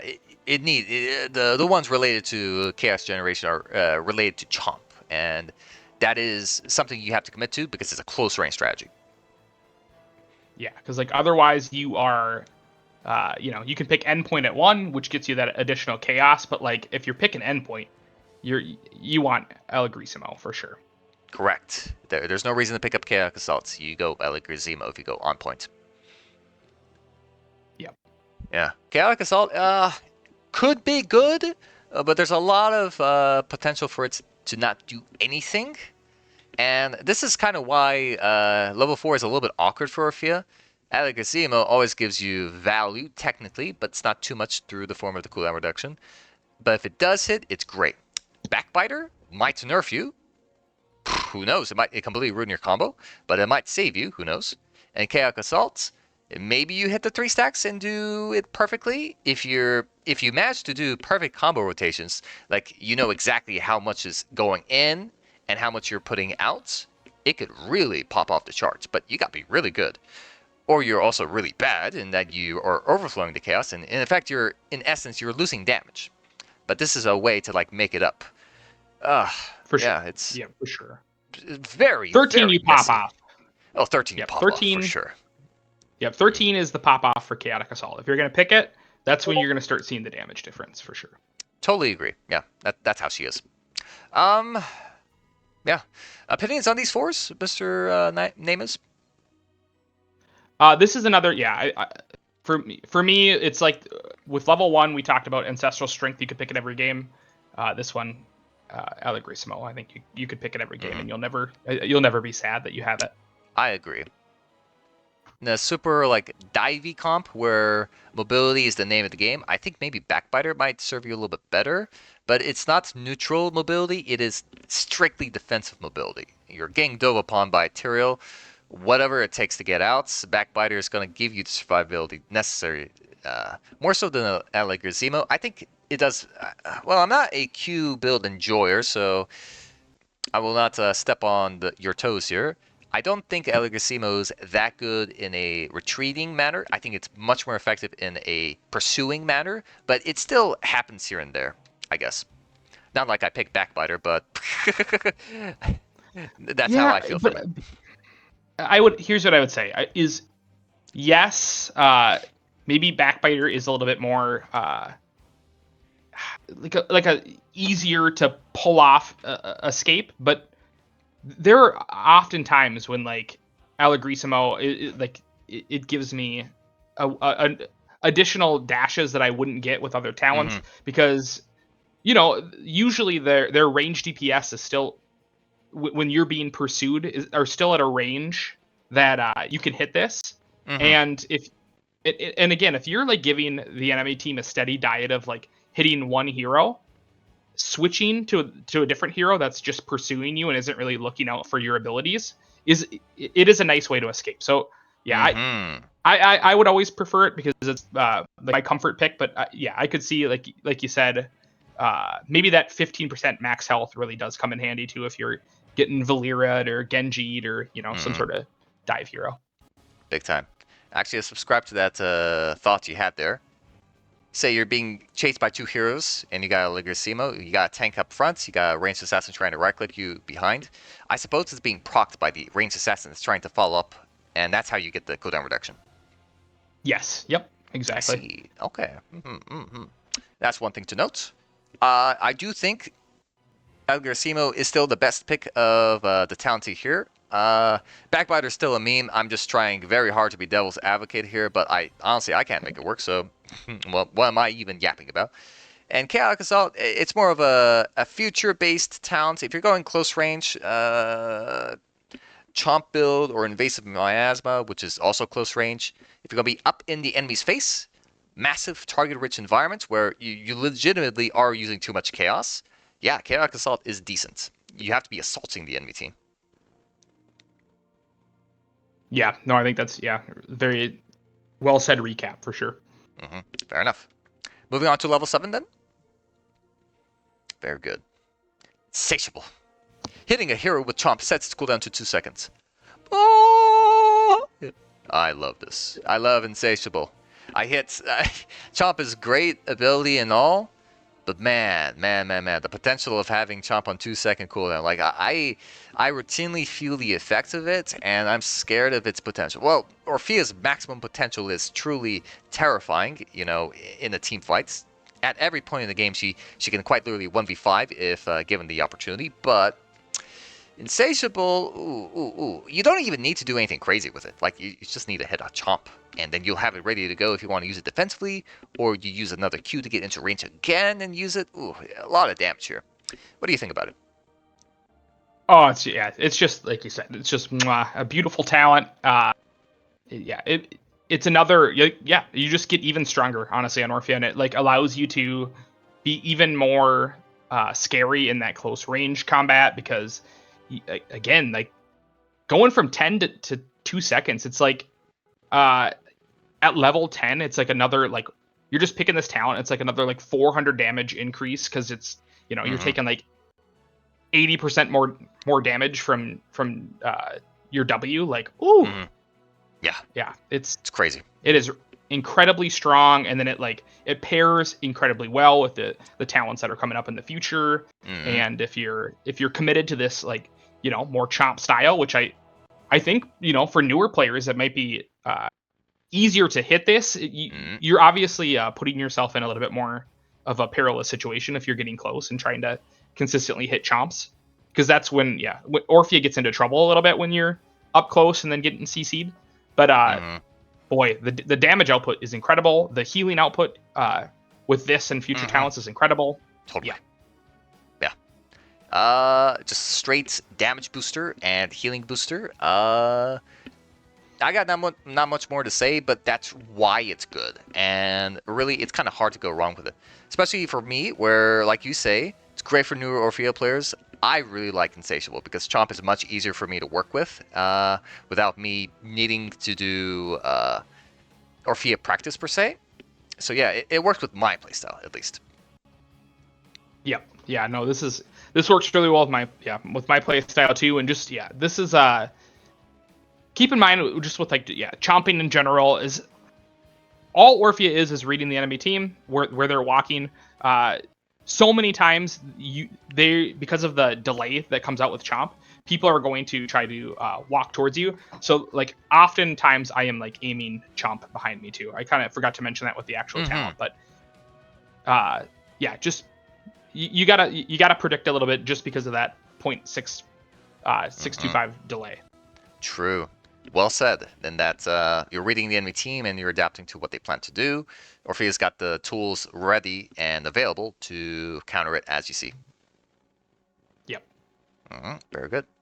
I think we're both on agreement when it comes to Insatiable, so let's move on to something funny, like Ravenous Hunger. A quest-based talent at level 7, so you already know this is going to be good. Minions that die within 1.5 seconds of being hit by Chomp permanently increase its damage by 2 and heal Orphea for 60. If heroes die to it instead, the damage is boosted to 40 and heal her for 25% of her health. I will admit, Ravenous Hunger is not that bad. I mean, it's a complete joke, but I kind of like it. I'm not going to lie. Because as a mostly offlane / flex player, I have to deal with minion waves all the time. Ravenous Hunger feels good, man. Like, you're rewarded for her great wave clear, and you boost the damage of your W, and you always full heal off of it. It's a big healing boost. So if you're playing this quick match, if you're playing solo queue quick match, there's no offlane, there's no healer. You need to be clearing waves. Like, it kind of helps that game plan, like, substantially. But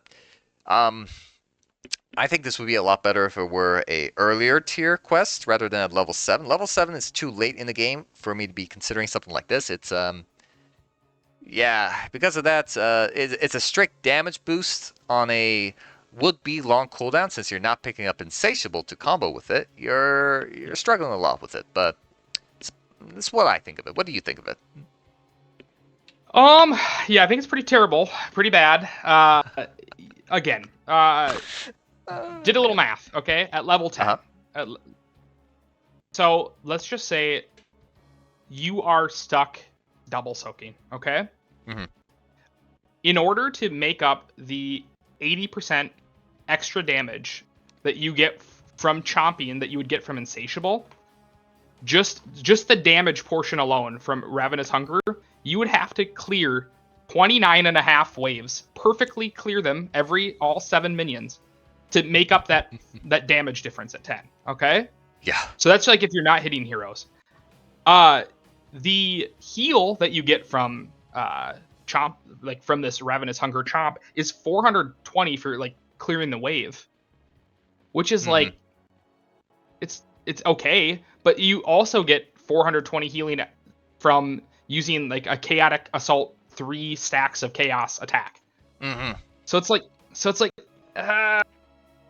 two different scenarios though.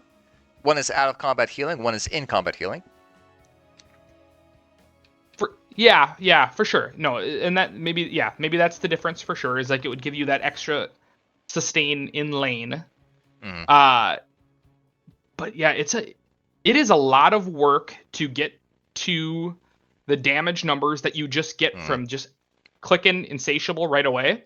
Totally. And on top of that, that's not equating the fact that like with Insatiable, I get my chomp up all the time. I get it on a 2-second cooldown, so I'm generating more chaos, and I'm potentially generating more like shielding from other talents. I'm potentially generating, I think that, I think that Ravenous Hunger is like more for fun if you want to double soak.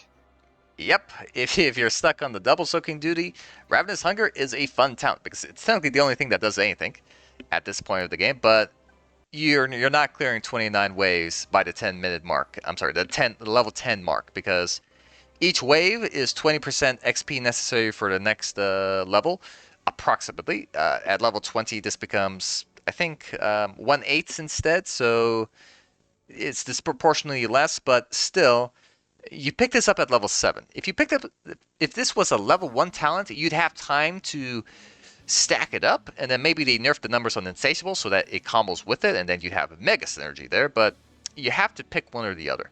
And of the two, you're not going to get the damage boost from Ravenous Hunger anytime soon. Like, you got to be completely smurfing on the enemy team to be continuously getting the bonus progress from chomping enemy heroes. And if that were the case, you're still stuck on the fact that Chomp could go sideways. It might not hit the enemy hero. It might fail. You might get stun locked, and you still might get bursted down, and you don't have the healing. Sure, you dealt 1,200 damage. Pretty good. But you die shortly thereafter, and maybe nothing comes from it. Insatiable, it gives you the cooldown reduction. Sure, it's not the upfront damage. Sure, you might still die within the 2 seconds, but the theoretical damage of Insatiable is substantially higher. So, yeah, in a serious manner, Ravenous Hunger is not the way to go. I mean, it is funny. Like, seeing a quarter of your health get healed on a kill is pretty funny. But yeah, it's a joke. It's a joke. Yeah. Not a serious talent, but again, I cannot deny any person out there that enjoys seeing dings. You want some dings to happen? That's a quest. It'll ding. Yeah, that's why people play Asmodan and Nazeebo, even though I would say they're kind of bad heroes. The fact that they got dings from their stacks, yeah, that makes them fun. So I can respect it if you want some of that to be brought into Orphea of all things. But yeah. Yep, I agree. Moving on from Ravenous Hunger, let's move into Mind Devourer. Hitting enemy heroes with Dread increases its damage flat by 5 up to 150. And when you hit 30 heroes total, whether it's through the projectile or through the eruption, you when you hit projectile or eruption, it progresses it, by the way. And then if you hit 30 heroes on eruption, if you hit the enemy hero, you will chop the cooldown down to 6 seconds, so more than 50% rebates, and you refund 50 mana, which is all the mana to it. So in a throughput scenario, Mind Devourer does a lot for Dread. It gives you bonus damage, it removes the cooldown, it removes the mana cost, it allows you to continuously spam out Dreads pretty reliably. And honestly, if you're waiting for... If you have eyes on the enemy team and you understand what they're planning to do, and you're playing with your tank CC, getting this... getting value out of this talent is actually kind of easy. And it's pretty effective too, for her total output damage. Mind Devourer is not bad, but it's more of a mid-range, long-range kind of talent compared to the close-range power of Insatiable. What do you think? Yeah, no, I love Mind Devourer. I pick it often. I'd say like if the enemy team is pretty backline heavy, anytime I'm going against those like characters that I talked about earlier that are like my kryptonite backliners that are like really skinny, your Lunaras, your Li Mings. I like Mind Devour. It's like a really safe way to do some damage. Like you said, it's a big deal if you can get them in the eruption and get that 6-second cooldown. And like hitting 30 heroes is not hard because, as you kind of alluded to, if I'm already hitting them and then it's erupting on them, then you're getting 2 stacks anyway. So you stack to 30 pretty quick. Yeah. Even though it seems daunting, trust me, this is way easier than growing Nightmare at level 1. In fact, you might even complete this long before you complete your level 1 quest, which is kind of ironic, but, that's how it is. Yeah, no, 100%. Yeah, 100%. And, yeah, again, this one here is, like, the damage is great, don't get me wrong. Like, 150 extra damage is nice, but you pick it because that extra cooldown on your long range ability is really nice against backliners. Yeah. But it's good talent, really good talent. Disciple in Europe, he picks Mind Devourer every game alongside Backbiter. So I think it has to do with the fact that in competitive games, the coordination is extremely high, and any amount of focus fire gets you killed immediately. This gives you safe damage, not tied to you being close range with the enemy team through Chomp. So Mind Devourer is like a safe way to buff your damage without sacrificing your positioning. Yep, 100%. Yeah, it's very nice into any of those games where there's a lot of CC on the enemy team, or you want to hit backliners. Totally strong for that. I do totally agree. I think Mind Devourer is pretty good. Question: does the bonus damage apply to both projectile and eruption? Gosh, I think it does. I could be wrong though, because usually the text is pretty accurate. If I don't see it mentioning the eruption, it makes me think it's both. Boy, yeah, I suppose it has to be. I guess I don't really, attend to that part of it very much. But yeah, you're probably right. Yeah, which again, then it's 300 damage, and that's looking pretty dang nice. Yeah, that's pretty looking nice. And it's crazy because if you have Growing Nightmare completed and you have Mind Devourer completed, this thing obliterates something. Like, I've seen it happen. Like, I don't know, Titus was playing Orphea against me the other day. He just annihilated our Zagara. Like, 1,200 damage. Easy. At range. Like, man. Yes. Scary. I think it probably does do both if it reaches those numbers, but man, oof, man, that's something. But yeah, Mind Devour is pretty Yeah. good. Yeah, a lot of damage. Again, the growing nightmare thing is a little bit of a dream, but if you make it happen, holy moly! Yeah. Add Mind Devour on top, and yeah, Mm. watch If your you damage soar. absolutely. I suppose if it's a Mind Devour game, like you're looking ahead of time, you're looking at the enemy comp because they're long range, not close range. Sometimes you need a little bit more damage on nimble targets. Mind Devour will be slightly better in that case. You could retroactively choose Growing Nightmare in that case, but again, it's a case where you need to be lucky in that you hit multiple it's possible to hit multiple backliners. If they're focused on to follow up, they sometimes clump together and forget about their own positioning, and that's when you punish to go for the rest. Aside from that, if you plan on Mind Devour and you plan on this playstyle, Growing Nightmare is fine to pick up at level 1 in preparation for this talent tier. Yeah, yeah, yeah. I think you're better off with the other ones, but it's certainly an option. It's certainly an option. You still need to consider, like, you have to analyze before you're in field, which is kind of tough to do, but when you get good enough at Orphea, you'll understand the situations as they arise. How are you going to be applying your damage? Are you going to be applying your damage through your other level ones, or are you really going to get good value out of options from your E? And sometimes you're totally wrong, and the enemy team is way better at dodging the eruptions than you think, and then suddenly it's not so good. So it's a risk, a gamble to take, but it's off. But do consider. Yeah. You can pick Devour without the other talent. Growing that, you gotta pick up Mind Devour. Yeah. I think that's a really important point. Is like Orphea is not a character that you don't like just get in this mindset of like I picked one chomp talent, so I have to pick every single chomp talent, or like I picked Right. one Q talent, so I have to pick every single Q talent. Like she's really able to mix and match her talents really well, and it still feels like cohesive. Exactly. That's why I like Casino, even though I don't pick on points. Like, I don't need to commit to the build to still feel the value out of balance, for example. Yes, exactly. Yep, that's a great example. And yeah, for a 7, I think it's a pretty obvious case one you'd use it. Insatiable, if it's a close range game, like up until this point, you'll have experience fighting the enemy team. You'll understand, okay, I'm getting big chomp value. Insatiable is a no-brainer. Ravenous Hunger, if you're double soaking permanently, and or you really need the sustain. I think the sustain is actually really good. Like, it's pretty easy to find time to kill a mini wave before you swing back into the objective. This puts a little bit less stress on your healer, but most of the time, if you're out of combat, your healer has no issues whatsoever stitching you back up. So that is something that is you really need to judge harshly for whether it's strictly necessary. And then lastly, Mind Devour is better for a mid and long range type of game. Plus it's safe. Plus it's damage outside of your W. Yes. Yep. Perfect. Level 10. We're going to quickly skip this tier because there's not much to talk about. When would you pick Eternal Feast? When would you pick Crushing Jaws? Yeah, again, Eternal Feast. I'm in comms with a tank that can set up group CC. That's when I want to do Eternal Feast. Otherwise, I am playing against like we want those self-rooting targets.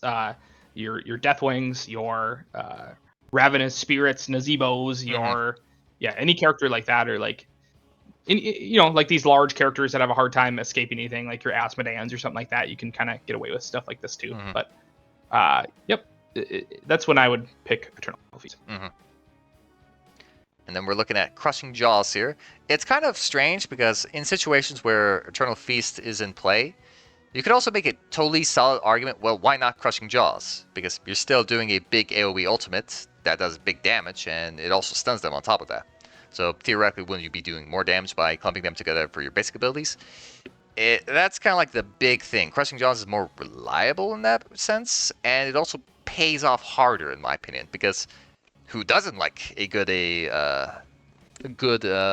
clumper, so to say? It's going to accomplish the same job as Eternal Feast, more or less, right?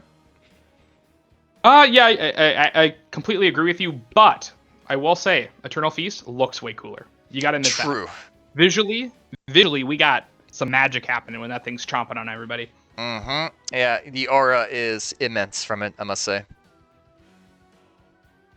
So yes, if you're looking for, again, if it's more about like having fun and you want to do some clip farming, let's Eternal Feast. But yeah, Crushing Jaws can be picked Yeah. every single game. You're never gonna be sad that you have it. It's, again, like you said, it's a wonky ability. It takes a lot of practice. This is not something that you're almost never gonna hit it if you are not, if the enemy is not CC'd in some way. It's not like a super easy to hit. So you know, play around with it a little bit, lead it a lot more than you would think, and practice doing the E combo into Crushing Jaws, and it'll be a lot more fun. Noted. Ooh, one last thing to say, Eternal Feast works well with Tyrael Judgment. Why? Huge windup, not long travel time, but it's moderately long for a tank engage, technically speaking. So you can, if you're already in position, you could press Eternal Feast on their feet way before Tyrael arrives, and you can maybe get 2 to 3 chomps in with it. Yeah, I didn't think about Tyrael. Definitely, Joe is the best. Yeah, Joe, ETC Moshes, Gazlo, Poland. Those are like my big 3, I would say. Yes, sir. Yes, sir. Any last thoughts before we move on? 13? Let's do 13. 13. Determination. After dashing with your Q, Orphea gains 50 spell armor against the next ability. This stacks up to 2 times. Whilst you have the spell armor available, your physical damage is increased by 15%. Spell armor on 13. That's all there is to say to it. Do you pick Determination, Mr. Josh? It's really rare. It has to be games where, again, I'd say predominantly I pick this when I'm playing against maybe Li Ming. I'd say is my number one time when I would pick Determination. I think it's probably the worst talent on this tier consistently, but it's good. It's like, it has its time, it has its place. The physical damage is like kind of nice if you're like in a team fight, you guys are like losing a fight or something, you have to like back up and take a camp. Like the physical damage carries on, and you're able to like do some extra stuff with that. Yeah, so it's not a bad talent. It's decent. Do you know if the physical damage components multiplies with your trait? Because increasing your physical damage also means increasing your trait damage. Yeah, yep, it does. Cool, nice, good to know. Yeah, like I totally agree with you. It's a situational pick. I don't like spell block though, on principle, because for physical attacks, there are way less heroes that have fast attack speed, like the divas, the tracers. Those are rare heroes. Most heroes usually have 1 attack speed or some strange, damage attack speed mix, but whatever it is, it always feels good to have a block, period. Spell block though, almost worthless. How many burns, poisons, damage over times, tiny 50 damage shreddings are there in the game? There's a lot. Way too many to count. Like 1 May W, all of your spell block is going to be gone. How many big damage ults are there? Innumerable. But they're always going to find a way to reach you after your spell block charges are used, because those abilities tend to be slower to compensate for their high damage. But it also means there's lots of opportunities in a team fight that you're going to get hit by a myriad of abilities that's going to be shredding up your block, and then you're not going to have it for the one thing you actually really need it for. So that's why I hate spell block. Spell armor? Sure, no problem. Spell block? No. I don't want 2 charges of this thing. So I'm very much against Determination. I agree with you. There will be a time and place you're forced into picking it, but I feel very begrudgingly against it when I do pick it. Yeah, no, I think that's really well explained. I think for sure, people will peel it off of you. You do have a little bit of counterplay because, again, you in some way determine when it comes up by hitting Q. If you're already taking El Grisimo, you're getting pretty consistent. You're getting it up a good amount of time. But yeah, it's pretty niche. And again, I would say for me, largely I'm picking this when the Li Ming on the other team's a really big problem. She's throwing orbs from long range, and that is helping me mitigate some of that damage. Exactly. But yeah, the other talents on this tier are better. Totally. And it's just a very rare thing that you have leading abilities that do lots of damage, like Gleaming Orbs, Kael'thas Qs. Those are really the only other examples. Other mages, when they do poke, there's more involved into the combo, and not all of the damage is loaded onto one ability. And then if the blocks get shredded off right before the big damage, you're losing a considerable amount of value. But yeah, I'm not going to go into it more than that. It's just spell block. It's good if there's magic damage. It's bad if there's no magic damage. Yeah. But you also need to analyze the type of magic damage it is, because it's no good into Kel'Thuzad, because you're going to get hit by, like, I don't know, 8 damage instances before the Shadow Fissure. But it is good into a Gleaming Orb, because it's by itself. It's coming out of the Fog of War, hitting you for 1,200 damage. Having the spell block is good. Yes, yeah. Again, like don't find yourself picking the talent very often, but just just if you're catching strays in the back line, that's when the talent means something. But like you said, if you're ever playing up front, somebody's gonna trigger it, and it's not gonna be very useful. So totally. Moving on, Abyssal Symbiosis. Hitting a hero with your chomp instantly grants Orphea maximum chaos and 170 strong shield for 3 seconds. Pretty good talent. I'm not good enough to use Invasive Miasma, so I just default to Abyssal Symbiosis, and I feel great using this talent. If you can totally lead a combo off, from a bush. Use your chomp, your max stacks. You use your rest of your abilities after you do in that one attack. Max value, like it hits hard, and this is how you get Chaotic Assault value as well. Abyssal Symbiosis gives you guaranteed chaos. And the shield is also really valuable too. Hey, you hit somebody from full health, no problem. Shield stacks on top of your maximum health. And it helps so much in giving you survivability. The shielding is keeping you alive. The healing from the chaos is keeping you alive. Yeah, it's great. What do you think? Yeah. Is hands down my favorite talent on the tier. I think I pick it probably on 90% of the games that I play. Like you said, it's just it is your power spike of, like, this is when Orphea hits her best, like, defensive capabilities.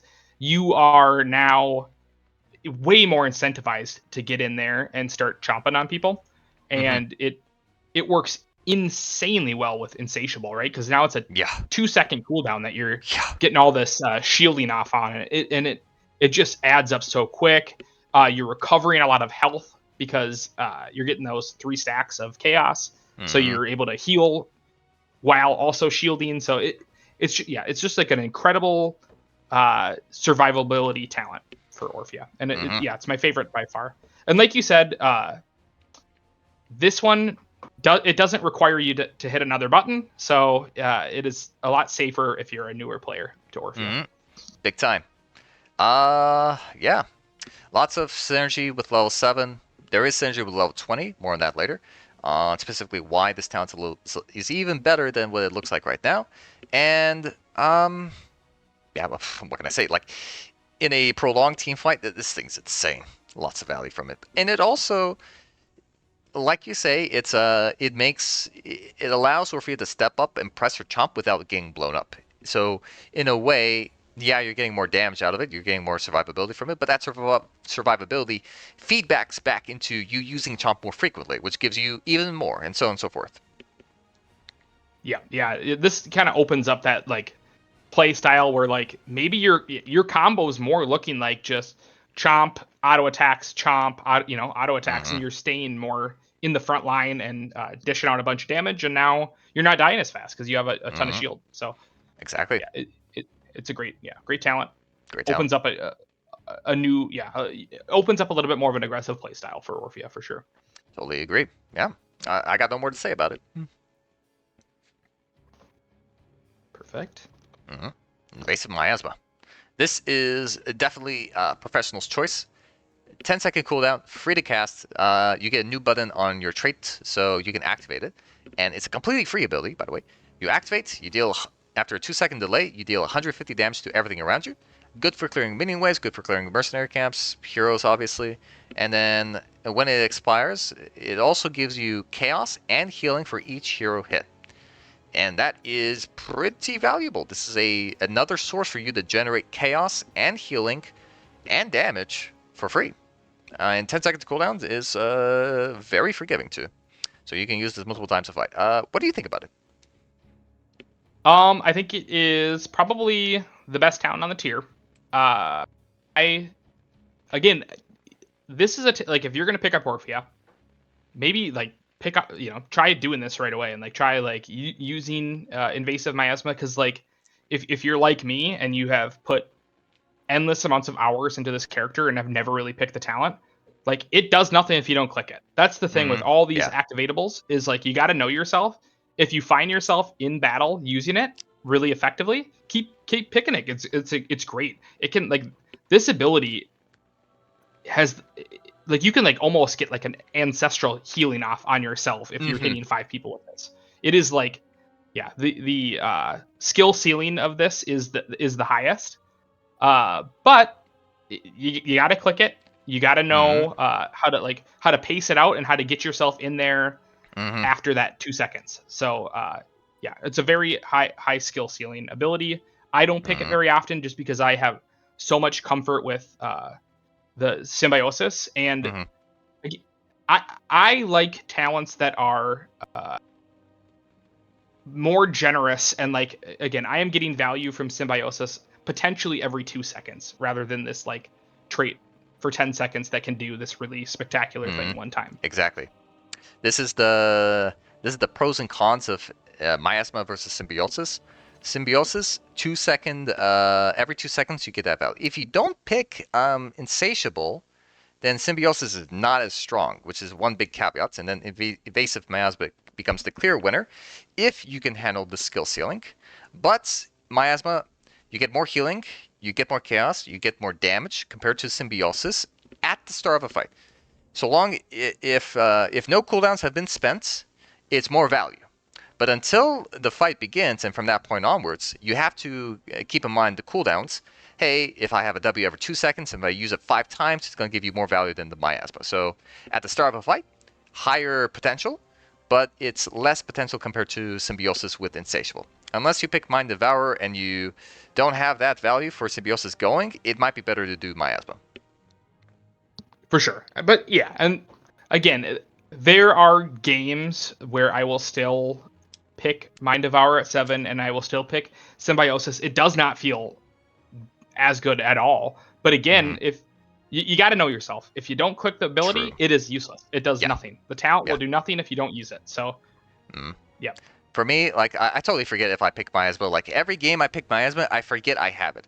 And it's crazy because most on-button, like, new abilities, they get put onto your hotbar, so it's very obvious, and a lot of times you remember them. And less so if they're integrated into your traits. Looking at you, Cassia, I need to get better at that. And miasma is, you have to be honest with yourself. If you can't handle the load of putting another button on an already complex and difficult, mechanically speaking, hero, don't do miasma. Like, it's gonna nerf you in a way, and you have to get more practice in. And once you finally feel comfortable, only then can you explore it. And then at that point, you're good enough at Orphea, you can form your own opinion. At that point, you can choose whether or not you want to do the miasma thing or you want to do the symbiosis thing. For sure. Yep. But again, it is definitely a talent, like, unlike some of these other, like, more like kind of funny ones. It's worth investing into. It's like really good. It's strong. It can be a giant fight changer. I have seen so many Orpheas get like incredible use out of this ability. It is just something that, like you said, I have the same problem. It's on my trait. If it was on, if I could put it on my hotbar, now we're partying. But it's on a trait. I forget about it.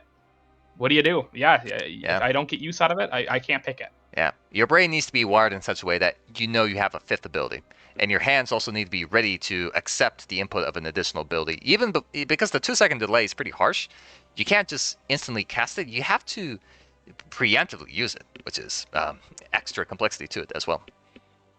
Yep, for sure. Yeah, there is some strategery that goes into pulling off a good miasma, for sure. Indeed. But yeah, it's like Jaina's Icy Veins. If you're willing to put in the well, the thing is, Icy Veins is really easy to use. You use it before a combo, you use it after a combo. One target, 5 targets, doesn't matter. If you want to kill somebody, you press Icy Veins. Done. Miasma, you gotta be strategic, and you gotta be constantly pressing the D button as well from that point on. So, in my opinion, it's twice the difficulty, half the payoff, because that's the way Icy Veins works. It's just too good. But it's still very high output for Orphea, all things considered. So if you're willing to invest the time and skill for Miasma, I think you're going to get great boons. And from that point on, feel free to just pick it every game, because it's versatile. It does everything you want it to do. It gives you wave clear, gives you hero clear. Yeah. Yeah. So yeah, super good. It is put some time into it. It's worth doing. I got to do the same thing. I got to freaking remember this trait exists. Yeah. Anything more from 13s here? Nope. And just about covers it. Both Miasma and Symbiosis are so similar. Like you really can choose your flavor how you want to do it. So yeah, it's just more close range optimization for Orphea with a rare spell block from Determination. Yes, for sure. 16. Ooh, 16's got some interesting choices here. Bond of Anguish. Q deals percentage HP damage, 3% for everything that you hit, and you also heal for half of that amount. Yeah, it's okay. On paper, if you stopped here and you didn't read anything else from the 16th tier, not bad. You know, hey, mid-range hero with access to percentage HP damage is a very good combo, and especially for a magic damage-oriented hero like Orphea, who is very susceptible to armor-based effects. This is a big deal. I'm gonna let you give your opinion on it, though. Do you hate dragons? Do you hate two-headed ogres? Then Bond of Anguish is for you. I think, those are like I think that's when to pick it. You know, it's like nice against those two heroes. Otherwise, God, it's kind of we'll talk about this, the next talents here, but I think you find that it gets outclassed by dead magic in the tier like so many times that it feels very rare that I would want to take Bond of Anguish. Maybe if you're like going into like really heavy like Diablo, Deathwing combo, or like a Cho'Gall and another something like that. Then then try Bond of Anguish. It's strong, but you know what? Cat's out of the bag. Let's talk about dead magic. We'll talk about Bond of Anguish and why they compare so similarly, but dead magic, mathematically speaking, does win out. Dead magic. Basic attacks that consume chaos, ignores armor, and deal 90 spell damage to the target, and everything around them too. So, here's the thing. You could... The thing is, like, the heroes with the most maximum health in this game also tend to have armor effects stacked on top of that. So the percentage HP damage, sure, it does pierce the armor, but you might as well go with dead magic at that point, because you shred all armor. And honestly, Orphea is a interesting hero in that half her damage is magical, half her damage is physical. Converting 50% of your physical damage to true damage is a big deal. Much bigger deal than a simple 3% of your target's enemy, their health, really. At the late game, let's say you're targeting somebody with 4,500 health, standard health. Maybe a tank might have 5,000 or 6,000. A squishy hero might have 3,000. So 4,500 is average. That is a bonus 150 damage. That does matter a lot, yeah. And you do heal 75 from that. And if you hit multiple targets with your Q, sure, you also have that going for you. But at that point in the game, your dead magic that's hitting the 4,500 target, 4,500 health target, it's going to be dealing 150 damage as well. So you're quite literally getting the same damage number that pierces armor, so you don't have to factor that in. Plus, it's AoE damage, so it splashes onto everything else. Plus, it converts your 500 strong nuke even higher if you have chaotic assaults. You're doing 700 damage instead. All of that bypasses the armor. So if you're fighting Cho'Gall, who almost always has his armor on for 35%, or 25%, I think, and you've got Deathwing running around with 40 armor, dead magic just It's not even funny, dude. You shred through them like a wood chipper. It's insane. Yeah, no, yeah, 100% exactly what you were saying. I would have, yeah, you said it perfectly. Every single example that we're talking about, Deathwing has a shit ton of armor. Yeah. Cho'Gall has a lot of armor. Garrosh has a lot of armor. Oh, So Gyros yeah, especially. it just this talent you could choose it every single game. It will always feel good. It's Mhm. incredibly strong. It allows you to really burst tanks. It allows you to get through any form of armor that any of Mhm. the DPS have as well. The Mhm. AOE, you feel the difference in a team fight. Yeah, it's just it's Yeah. an incredible talent. Exactly. With Dead Magic, it has a much higher ceiling in that if you augment your trait with bonus talents, it's dealing more damage than it should, which means the armor bypassing effect has more value. Obviously, if you're fighting a team with armor, Dead Magic is kind of obvious in that it has lots of value. Even against a team with no armor, baseline, having that bonus damage as a floor is really valuable. Say you hit exactly one ability, boom, you're getting dead magic value and you're getting basic traits, one stack of chaos value. That is still more damage, well, about the same damage as Bonds of Anguish, but at probably 5 times the frequency. Like, it's very easy for Orphea to generate at least one chaos at a time. Getting 3 is a bit tricky because you need to balance how likely you are to overflow, and you don't want that to happen, so you kind of hold back a bit. But one stack of chaos, no problem. You use that magic, and you're constantly getting the 90 flat bonus on the bottom. And um, yeah, that's what I have to say. Yeah, and again, it's all the you're hitting in an AOE, so it's just that's just Mm. like the cherry on top. Mm-hmm. Big It's time. beautiful. But one thing to say too, sorry, I about the Bond of Anguish. Uh Please, God, do not even look at that talent if you didn't already take like huh. Allegrisimo at 4. Like that is like a True. bare minimum. You cannot you can't even like contemplate that one unless you took Allegrisimo Hmm. at 4. Yeah. So which way, Orphea main? Do you pick 150 damage every 2 seconds, or do you pick 150 damage every quarter of a second? Like, the damage number is quite literally, it is better with dead magic like every single time. The only exception to this rule is Bond of Anguish steals half the damage it deals as healing. So that is something, but honestly, 75 health at the late game, I don't know. That doesn't do anything. I would rather take the higher damage of dead magic. I literally I think I take dead magic like Yeah. Hmm. 99.5% of games. That's Yep. right. Yeah. It's just sad. Dead magic is overwhelmingly powerful compared to Bond of Anguish. Bond of Anguish probably just needs to transform into a new talent altogether. Yeah. I don't think it's like almost ever picked for sure. Yeah. It is. It's tiered together with a talent that does almost the exact same, without enough of a meaningful difference. Like there is enough of a difference between Symbiosis and Miasma that we could talk about a lot, but not so with Bond of Anguish and Dead Magic because they're so similar, they're so simplistic and straightforward that one just completely outcompetes it in every situation you put it through. So Dead Magic all the way. Yep, for sure. But let's talk about Lurking Terror, which is something different. This is a ability that gets put onto your hotbar, and it transforms the way your Eruption and Chomp synergize. After the Dread erupts, you have 2 seconds of a timing window after that to cast a Chomp from that point. It's instant cast. You don't have to wind up.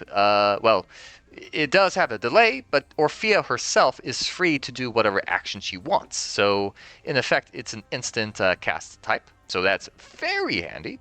And this chomp slows them by 70%. What do you think about Lurking Terror? I think it is really strong if you are specifically going for that like long range mindset. I think Yeah, that is when Lurking Terror really it's to be its strongest. I do agree.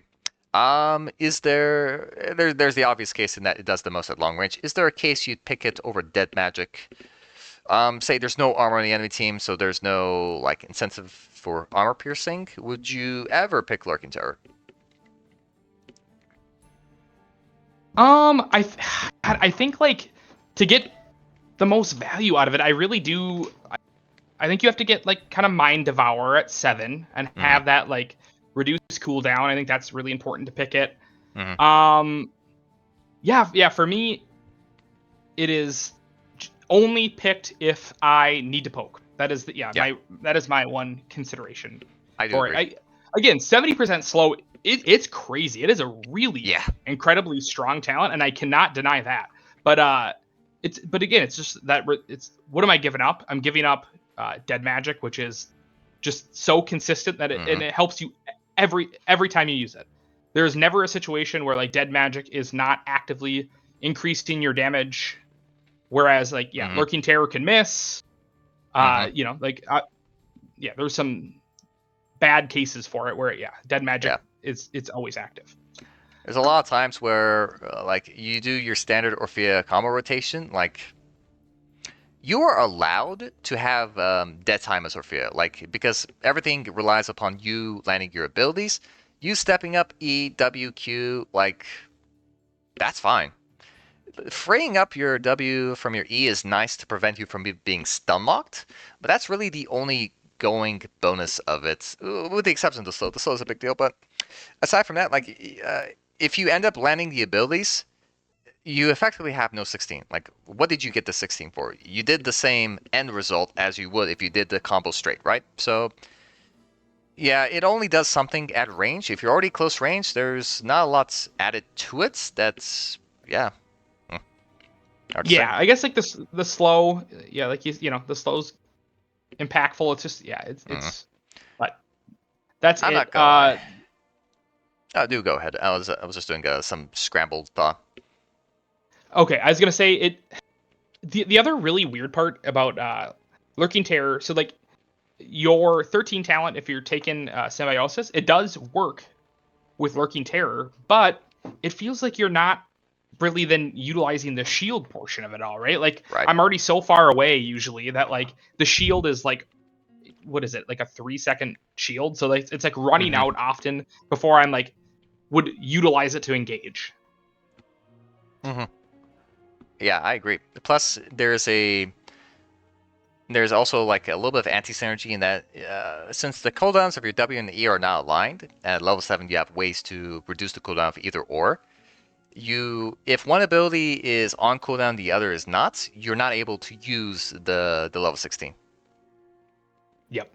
Yep. Yeah, exactly. It is it is a little Mm-hmm. odd that way. It is very much this is what you take if you're doing some sort of like one-shot burst combo at range and you want to, Yeah. play safe and add some good bursts from afar. Mm-hmm. Lurking Totally. Terror has its place there. Have you ever used Lurking Terror slow into your heroic abilities, either or? Yes, it's definitely it's beautiful into crushing jaws. Mm-hmm. Got you. Got you. So there is that going for it at the very least. So the slow is great, but slows only are useful in either chase or escape situations. If the enemy team is embroiled in the fights, slows are great, but sometimes they do nothing if they're standing still already. So it is what it is, and it's great for heroic synergy or great for poke. This is what Lurking Turret is supposed to do, and that's it.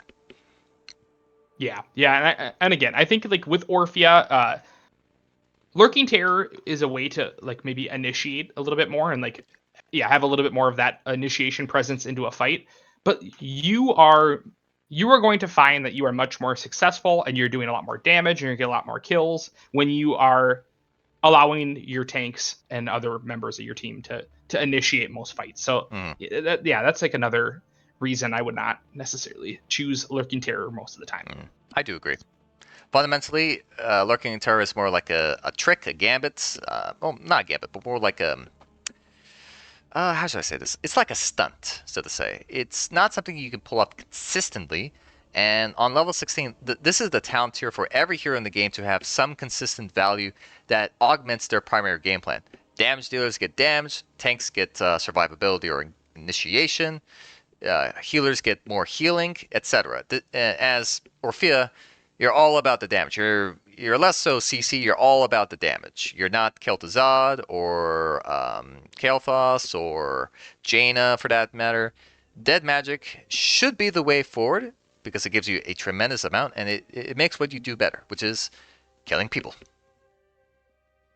Yes, yep, exactly. And again, if you're finding yourself picking talents that always do something, it's just gonna feel better from game to game, you know. Exactly. And You need that's to dead have magic is just consistent. Yeah, dead magic is so consistent. It's literally in effect all the time in every fight, in every situation. You having it, you versus not having it, is a big damage nerf. Where other heroes get bonus damage under 16s, you don't. So sometimes this makes you scale negatively compared to another ranged assassin because you fail to pick up dead magic, and maybe you're counting on the lurking terror that would have hit in a straightforward combo either way. So there's no bonus damage, so to say. Yes, exactly. Yeah, you're really only getting then the CC component from it. Correct. Keep that in mind. So Lurking Terror, if you want to do long-range shenanigans, dead magic everywhere else. Don't even think of Bond of Anguish. I'm sorry, little guy. You're a good talent, but you're just competing with the GOAT. Yes. Without further ado, level 20. Monster Within. Okay, I'm not gonna lie. Eternal Feast, whatever. But Monster Within got me really thinking about picking it just to pick that 20, and it looks spicy, especially as an Icy Bane's Jaina player. Eternal Feast grants 1 chaos each time it hits a hero. Big. It previously did not, and if you hit multiple targets on a continuous stream, the damage output of this is monstrous. Next, whilst it is active, so that could be permanently or not, and for 5 seconds afterwards, when it expires, you have 150% bonus recharge speed on your abilities. This is a nano boost. This is quite literally an Icy Veins for you as Orphea, and every ability you cast takes advantage of your trait. And your trait is half of your damage to begin with. And if you have dead magic now, it's 70% of your damage. And yeah, you're also generating bonus chaos on top of that. Theoretically, bonkers. What do you think, Josh? I have truthfully never picked this talent in my entire life. It again, theoretically, bonkers. This is a prime example of a win more talent. If you are hitting people multiple times with your ult, you're winning the damn fight. You don't need all these like extra abilities, casts. Like you won. So yeah, I think it's a little bit of I think it's 2 win more for me. And granted, again, I'm taking Eternal Feast in like 5% of my games anyway, so that's largely why I don't really have too much experience with the talent. But yeah, like you said, the damage potential is crazy, right? It's like absolutely, it's bonkers if it's all working out for you. But here's the thing, I don't think it's so much a win more talent because it still gives you value when it doesn't land. If you literally hit nothing, you still have a Icy Veins in your veins as Orphea, which suddenly makes everything else that you do like substantially more dangerous. So what do you think about that? But granted, you haven't had any experience with it, so yeah, we're knocking it right now. Again, not knocking it necessarily. There are other talents I think that at the tier that are a little bit more consistent that I would pick over it. I could when you're explaining it through the lens of like Icy Veins, sure, 5 seconds of popping off is really cool. I could see that. You're often not going to hit, what's it called? Eternal Feast is not going to land very often. It's not going to and stay in play very often. But maybe that 5 seconds it's decent, but it is at the expense of picking that ultimate at 10, and I think it's a less preferred ultimate in general. I do totally agree, which is kind of why this talent is pretty rare to see. Disciple does like it, so we see those if we see Orphea in the tournaments, we see Monster Within. Truth told, I haven't been paying close attention to the Orphea to see whether or not it actually does something, but there is there's another caveat to it. Icy Veins Jaina, she throws out so many abilities that she has enough time to, at the very least, move, even though she becomes kind of like a little bit of a stationary turret. Her abilities are fast enough that she can still do things afterwards. With Orphea, you have windups. Long windups, so you might literally not have enough time to press all of your abilities, even if you tried really hard. So this is the potential downside, and also there is the insane skill ceiling of handling triple the abilities you would normally have. Like you have to be thinking 3 times as quickly as Orphea when you have this ready to go. Yeah. No, that's a really good point. With like, you'd have to be careful about using chomp too often, because that thing, you get Mm-hmm. 0.6 seconds there. But It turns into Pac-Man just chomping on your target in front of you. Holy shit, that's funny. yeah, but yeah, I could see. Yeah, again, I've not experienced the talent. Maybe I'll have to give it a try. I've not. Same. I tend to Mm-hmm. pick crushing jaws on like 95% of my Yeah. games, so that's tough to. That's fair. For an otherwise meager ultimate, this is a very strong upgrade. So if you've already been getting a lot of value from Eternal Feast because of your comp, I think this is a no-brainer. But aside from that, this is kind of like maybe. But you also need to keep in mind the opportunity cost of picking up Eternal Feast to begin with, because if you pick that up, you kind of have to pick this up at 20. With Crushing Jaws, you can pick it up at 10, but you can also choose other options, freely. You're not constricted to it. Yes. Totally agree. Fair enough. Speaking of Crushing Jaws, we might as well talk about its upgrade here. Crushing Jaws reduces the armor of heroes hit by 50 for 3 seconds. Takedown set its cooldown to 5 seconds. Oh boy. Yeah, this is crazy. Crazy. This is one of the few armor shredders in the game that go past 25. 25 is usually the floor, and I think the only thing higher than this is a Cursed Hollow Tribute Curse, which is really fun trivia because Orphea, canonically speaking, is the daughter of the Cursed Hollow announcer. So, yeah, ain't that fun. But 50 armor, holy shit!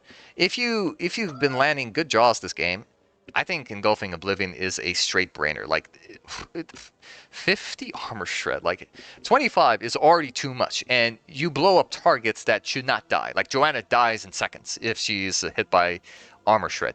50 armor shred for an entire team on AoE abilities on something you're already heading them with metric tons of nukes for, especially with their team coming in to capitalize on it. It is a little bit terrifying. And that's just the armor portion. Yeah, I think that exactly what you're saying. It's just the fact that you can put 50 armor shred, and then you're also, again, you're placing these people in a predictable location in the middle of the crushing jaws, so you can just perfectly know where to put your other abilities.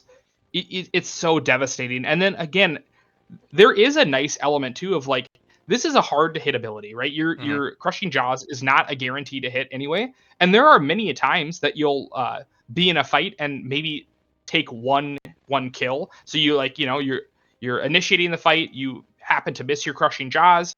Hey, all of a sudden you take Engulfing Oblivion. You got one pick on the enemy team. It's back to 5-second cooldown.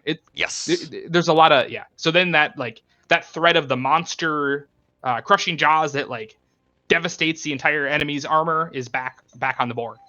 Yeah.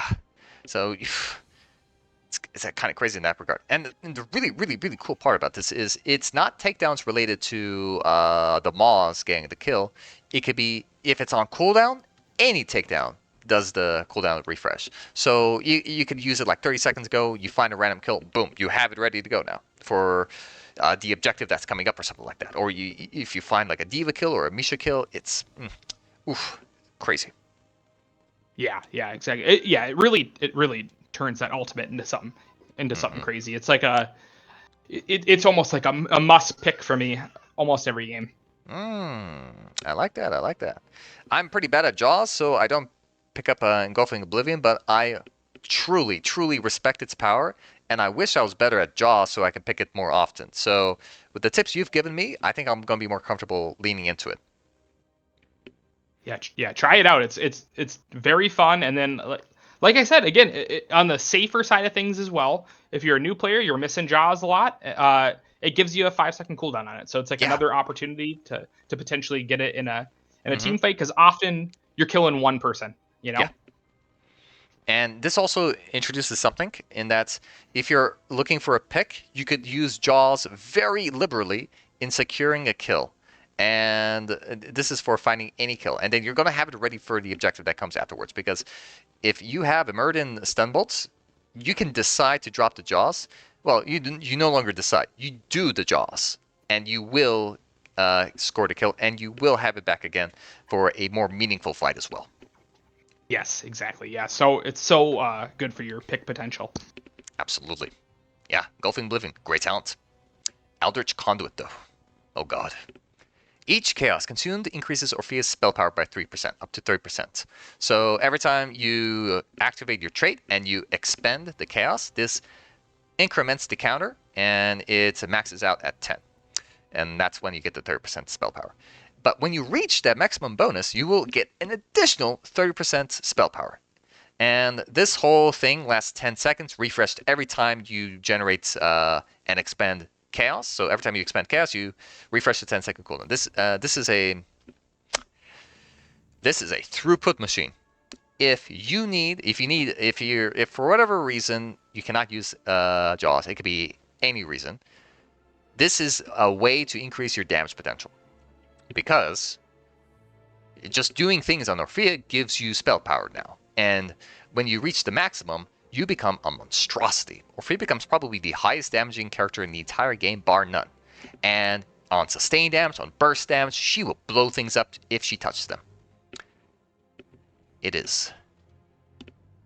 Yeah, it's terrifying.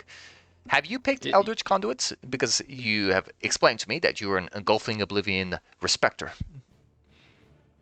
This is like my guilty pleasure talent. Like it is it is so fun to play around with, and if you're just like a enjoyer of seeing large damage numbers, boy, this one is it's tough to compete with. It's just consistent. It's really like if you're keeping up your your auto attacking, you're keeping up your chaos stacks. It's a very consistent way to be powerful for the entire duration of a fight.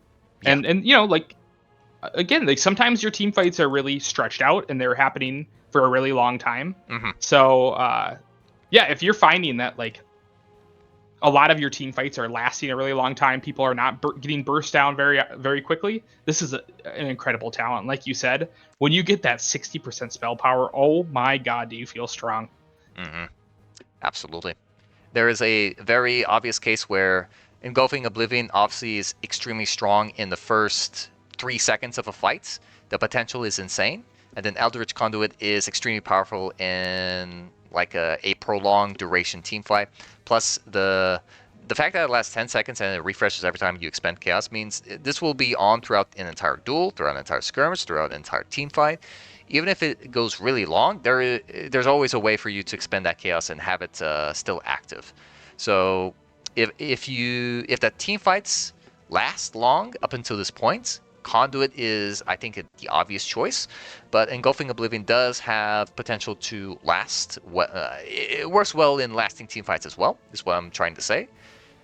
But there's definitely a case where Conduit is better if the team fight is long. Engulfing Oblivion is great if you have setup or a very strong initiation power.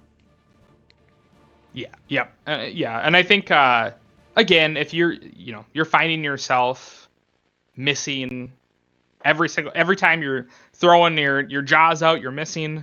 This is going to be pretty consistently giving you some sort of like powerful output every single time. It's a much more consistent talent.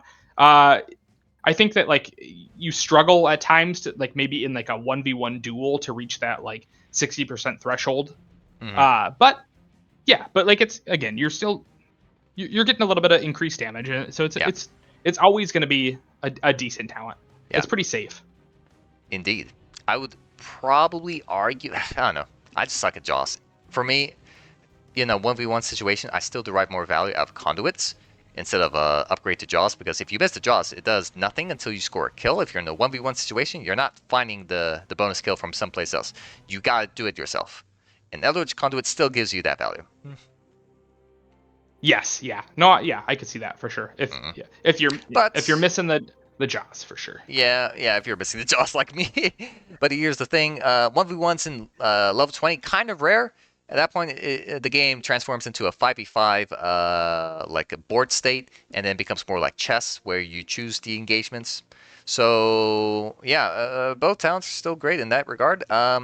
One is obviously situated for one. Like Conduit is obviously meant for long duration fights. Oblivion can still work if you're really good with the jaws, like you're especially good at them. Yeah, great upgrade. Unlike a Sorcerer's Smash upgrade that does nothing, where you actually do have a lot of practice with them, Jaws can, it does have a great upgrade. Yes, yeah. You can't. I mean, so far, like all three talents we've explained, like you can't really. All are really good. Orphea, Indeed. she has a great 20 talents all around. Yeah, I agree. And if you miss both your abilities and your ultimates, hey, Monster Within still gives you the recharge rate.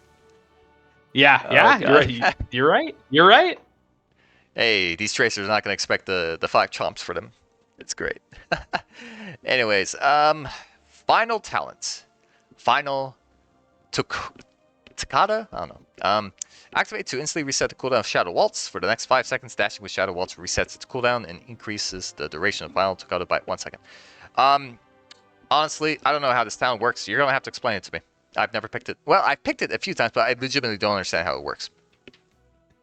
Again, it's just like it turns your Q into like, if you don't miss, you never stop having to Q. I can press Q unlimited numbers of time, and as long as I'm like micro dashing, it completely resets your Q. And yeah, this is like your, if you're freaking just styling on people, this is the talent for you. This is like turning endpoint into the most god tier damage producing talent you've ever seen on one person if you're consistently hitting them with Qs. It's also, again, it can be a way of you missed your initial Q, you press Final Takada, you have your cooldown back, and you can try and escape, or you can try and do a bunch of damage on people. This one is like super. Yeah, I think it's like incredibly high skill cap. I don't pick it because, yeah, I think that there are just. I think that the 3 other talents, quite frankly, are better. But if we're talking like late game, you find yourself pushing a lane by yourself, no one is bugging you, and you only want a duel. Let's maybe try it, give it a go. This is the dueling talent of all dueling talents, that's for sure. Fair enough. Yeah, and it's got it. Despite this is why Orphea is so wonderful in her talent diversity on 20. Everything does something differently, and Takada gives you something the others don't do as well: dueling and mobility. The others don't do that, but this does. Yes, yeah. The mobility, dueling aspect, and the potential for damage with endpoint is crazy with Final Takada. But again, it's not something I really would advise picking over your other 3 options. Got you. From the way you describe it, since it gives you more value from successfully queuing, because it chops the cooldown to 0, nothing. How much do you value the Q reset? Like the cooldown resets from the initial activation. I think you value it in the way of it's more you are pressing this because you've like missed. That's usually when I would use this, or you're like going against a really chunky target that is going to be hard to burst down. You press this thing, you know you're going to get unlimited amounts of Qs off on them, then you can burst them down. So yeah, I would say that's where I value the Q resets from Final Takada. But you gotta, like, again, to utilize this talent to its full effect, endpoint at 1 I would always have, and then you are pressing Q every second you can. You are like constantly Q dash Q dash Q dash auto. Like you could maybe fit in an auto from time to time, but you gotta really use this talent to maximize it. Got you. Q more, attack less until you hit max stacks, and yeah. Yes. Yep. Exactly. I see. I think this is probably why I struggled with the talents. Maybe I was thinking, okay, so I'm missing my cues, so here's a talent that can give me a reset. Well, turns out it's actually a talent that requires you to land your cues to get the most effect out of. And it just has that cooldown reset just in case something goes awry. Yes. Yes. Exactly. It can be a break in case of emergency button, but to get the most value, you got to be hitting every single cue that you're throwing out for sure. Got you. So, in reality, this is not noob friendly. This is more so mastery over Orphea and making sure you got the cues. I suppose it works great into a Deathwing because you can't possibly miss against the guy. And large targets, I wonder if, I don't know, Cho'Gall's kind of nimble for a big hero. Yeah, big targets. There's no way to miss your cue. Go right ahead. On point. You can do some real dueling damage against maybe like an Azmodan, a Phoenix. Yeah, those are your kind of maybe the kind of heroes that you're looking at. Diablo, I see. the big boys. Really excited to see how you play Final Takata because I've quite literally never seen this town pop up in my life, and I've been playing this game for a little bit more than 5.5 years. All right, we'll have to give it a go with the old Q build sometime Yep, here. big time. So to recap 20s, Orphea has amazing heroic upgrades. So if your ultimate is doing a lot in fights, getting their upgrades is probably the way to go. Especially at level 20, because generally speaking, your team should unlock new tools to do more in the team fights, in that they get more stuns, they get more mobility, they have more initiation. Maybe ETC picks up a Mosh Party, Tour Bus. Maybe that changes the dynamics of a late game team fight. Whatever it is, you're probably going to get even more opportunities to get big team fight ultimates down. And when you do, the effect is devastating. Like, it will do much more than what Conduit can do for yourself if you land it on multiple enemy heroes at once. So if you identify that situation, no fear, just go for it. Otherwise, Conduit is always there as a max damage output kind of potential. If your team's really struggling for damage, I think you might want to pivot away into Conduit instead, because it gives Orphea unlimited damage. And so long as you are safe and you're not getting yourself stunned or accidentally bursted down, you have unlimited damage. And then lastly, Takata, if dueling and mobility, and if you're confident in your Q build. Yes. Yep. Excellent. Good recap. If we are recapped here, then I think it is time that we talk about talent builds. MyNameIs, please give us your preferred talent. Again, okay. So I would say I have two distinct builds based on how many frontliners there are. If consistently there's either one like big boy, like we got, like again, like Diablos or Deathwings or somebody that I'm consistently hitting with Q. I would always take Endpoint at 1. Into Allegrisimo at 4. I almost every game am taking Insatiable at 7. Crushing Jaws at 10. Abyssal Symbiosis at 13. Dead Magic is always at 16. And then again, it's kind of depending on the team comp and like how I'm feeling. I take Eldritch Conduit a good amount of time because it's like fun and like it's just it does my power fantasy a little bit, But Correct. Engulfing Oblivion is incredible at 20. It is so incredible, and I've been taking it more recently and to great effect. Got you. Lovely. Embrace the Oblivion. Yes, heck yeah. And then if it's a game with a lot of backliners, a lot of mobility, then I'm starting off at Ancestral Strength at 1. Into Allegrisimo. Then I'm usually taking Mind Devourer with a heavy backline. I still like Crushing Jaws. This one again, if you can pull off Invasive Miasma, you should do it. But I suck, so I have to take one of the other ones. No problem there. And then Dead Magic always, and then it would still be the same Eldritch or Engulfing at 20. Got you. Lovely. I like it. These are your preferred builds. One great for close range brawling, chomping on the enemy team. This is predominant. Orphea does have the potential to do like mid and long range type builds, but she's definitely in her elements when she's up close and personal with them. So I think the chomp build should be ideally your preferred if you can get away with it. Though some team comps might force you into the mid and long range option of Dread and Q combos. So yeah. Yes, exactly. Yep. Yeah, try to chomp as many games as you can, and you'll always get usually some sort of value from chomping, but boy, yeah, if there's a lot of backliners, you can feel it on Orphea. It can feel really hard to do a lot against like your again Chromies, Lunaras, Li Mengs, Exactly. Tracers, Big time. Genjis. Say team comp wise, who are you happy to have on your team? I want to play with Joanna every game. Mm-hmm.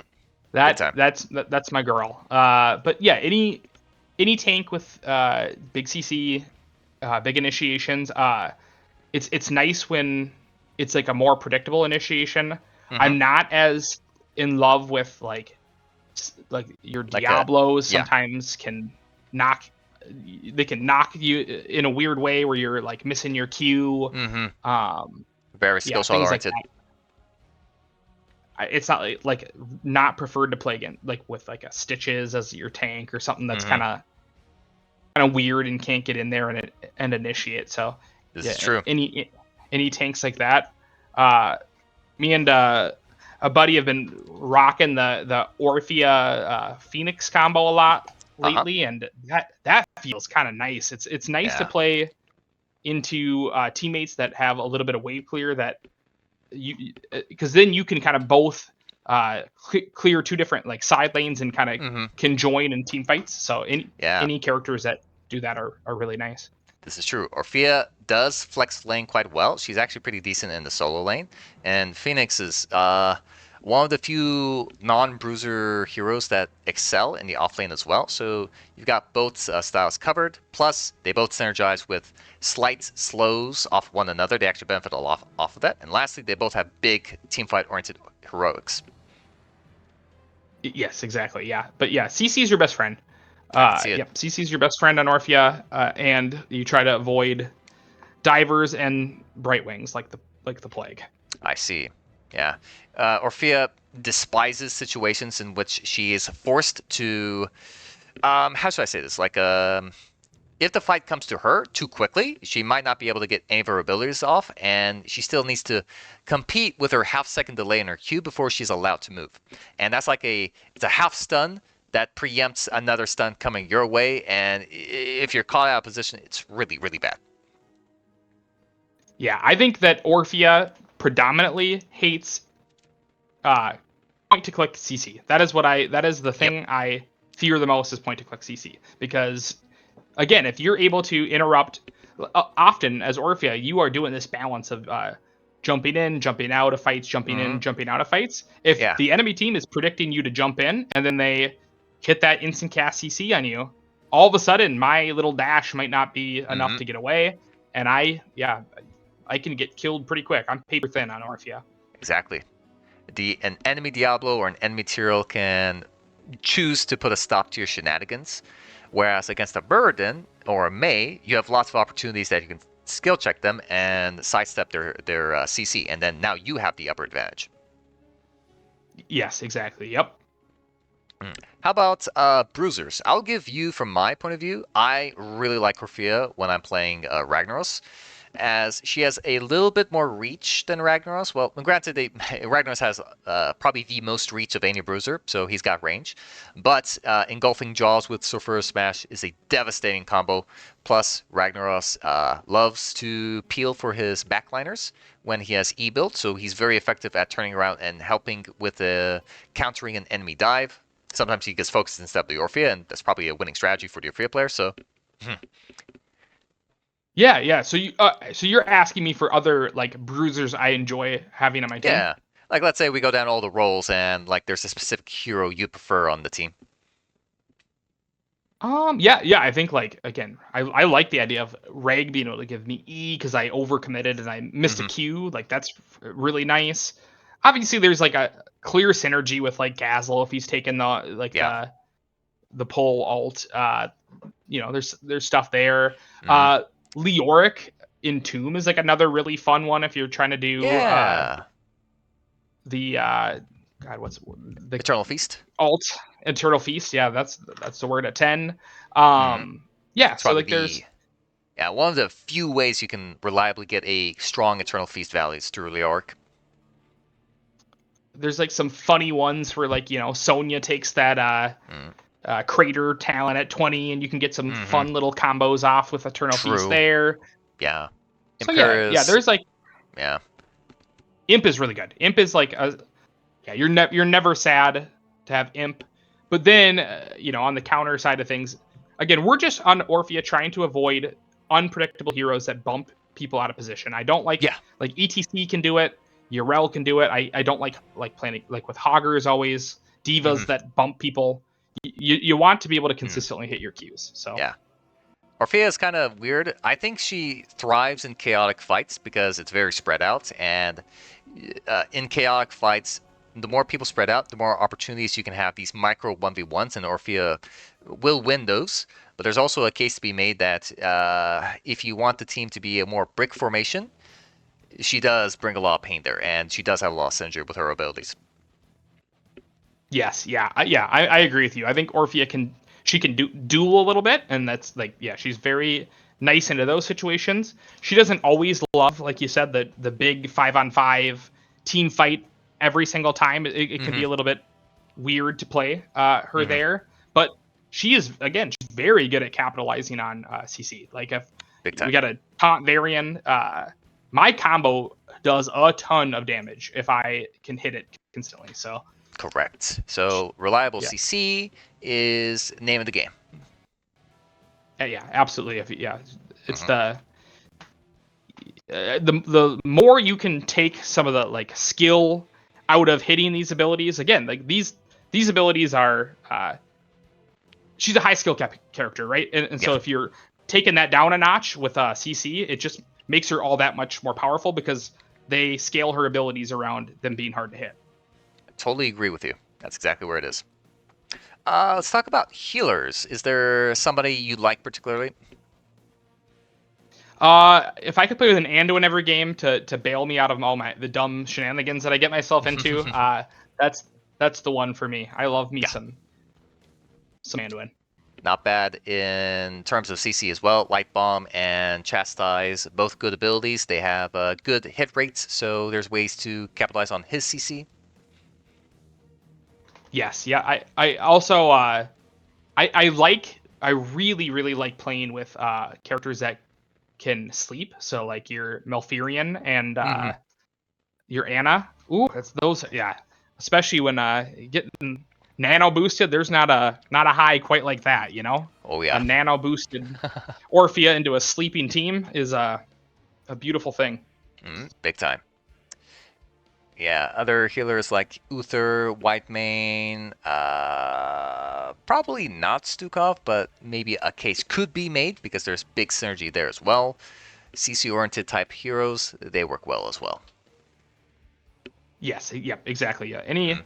any of the CC characters are really good, and again, it's also nice to have healers that are able to either save you from overextending or can kind of hang with you because Hmm. sometimes as Orphea you do find yourself in the back line or you find yourself in like some precarious situations in fights. Got you. Lovely. Great write-up on the synergies you can have as Orphea. Yeah. Hmm. Well, I think that about covers everything. We got the abilities, we got the talents, we talked about builds, we talked about synergies here. I don't think there's anything more to talk about Orphea here. Yeah, well, perfect. Well, again, I appreciate you making the time for this one Hmm. and letting me chat about my favorite hero. Absolutely. It is a great pleasure to get so much advice and insight from one of the best Orpheas on the server. So, yeah, I'm honored to be here. Yeah. Same goes to you. Yeah, I can't believe I'm giving advice to number 2 GM in North America, but look, I appreciate that you're humble and here's the thing. Everybody, if you give somebody the chance to talk about something they know a lot about, you're going to find that everybody is smart in their own lane, in that they have something that they can always teach somebody else. And I'm no Orphea player, let me tell you about that. Hey, well, yeah. Again, very happy that I could do this, and yeah, it was a ton of fun, so thank you. Absolutely. Without further ado, guys, thank you very much for tuning in to yet another Talents Overexplained. This has been TheFreind, and this has been My Name Is. Goodbye.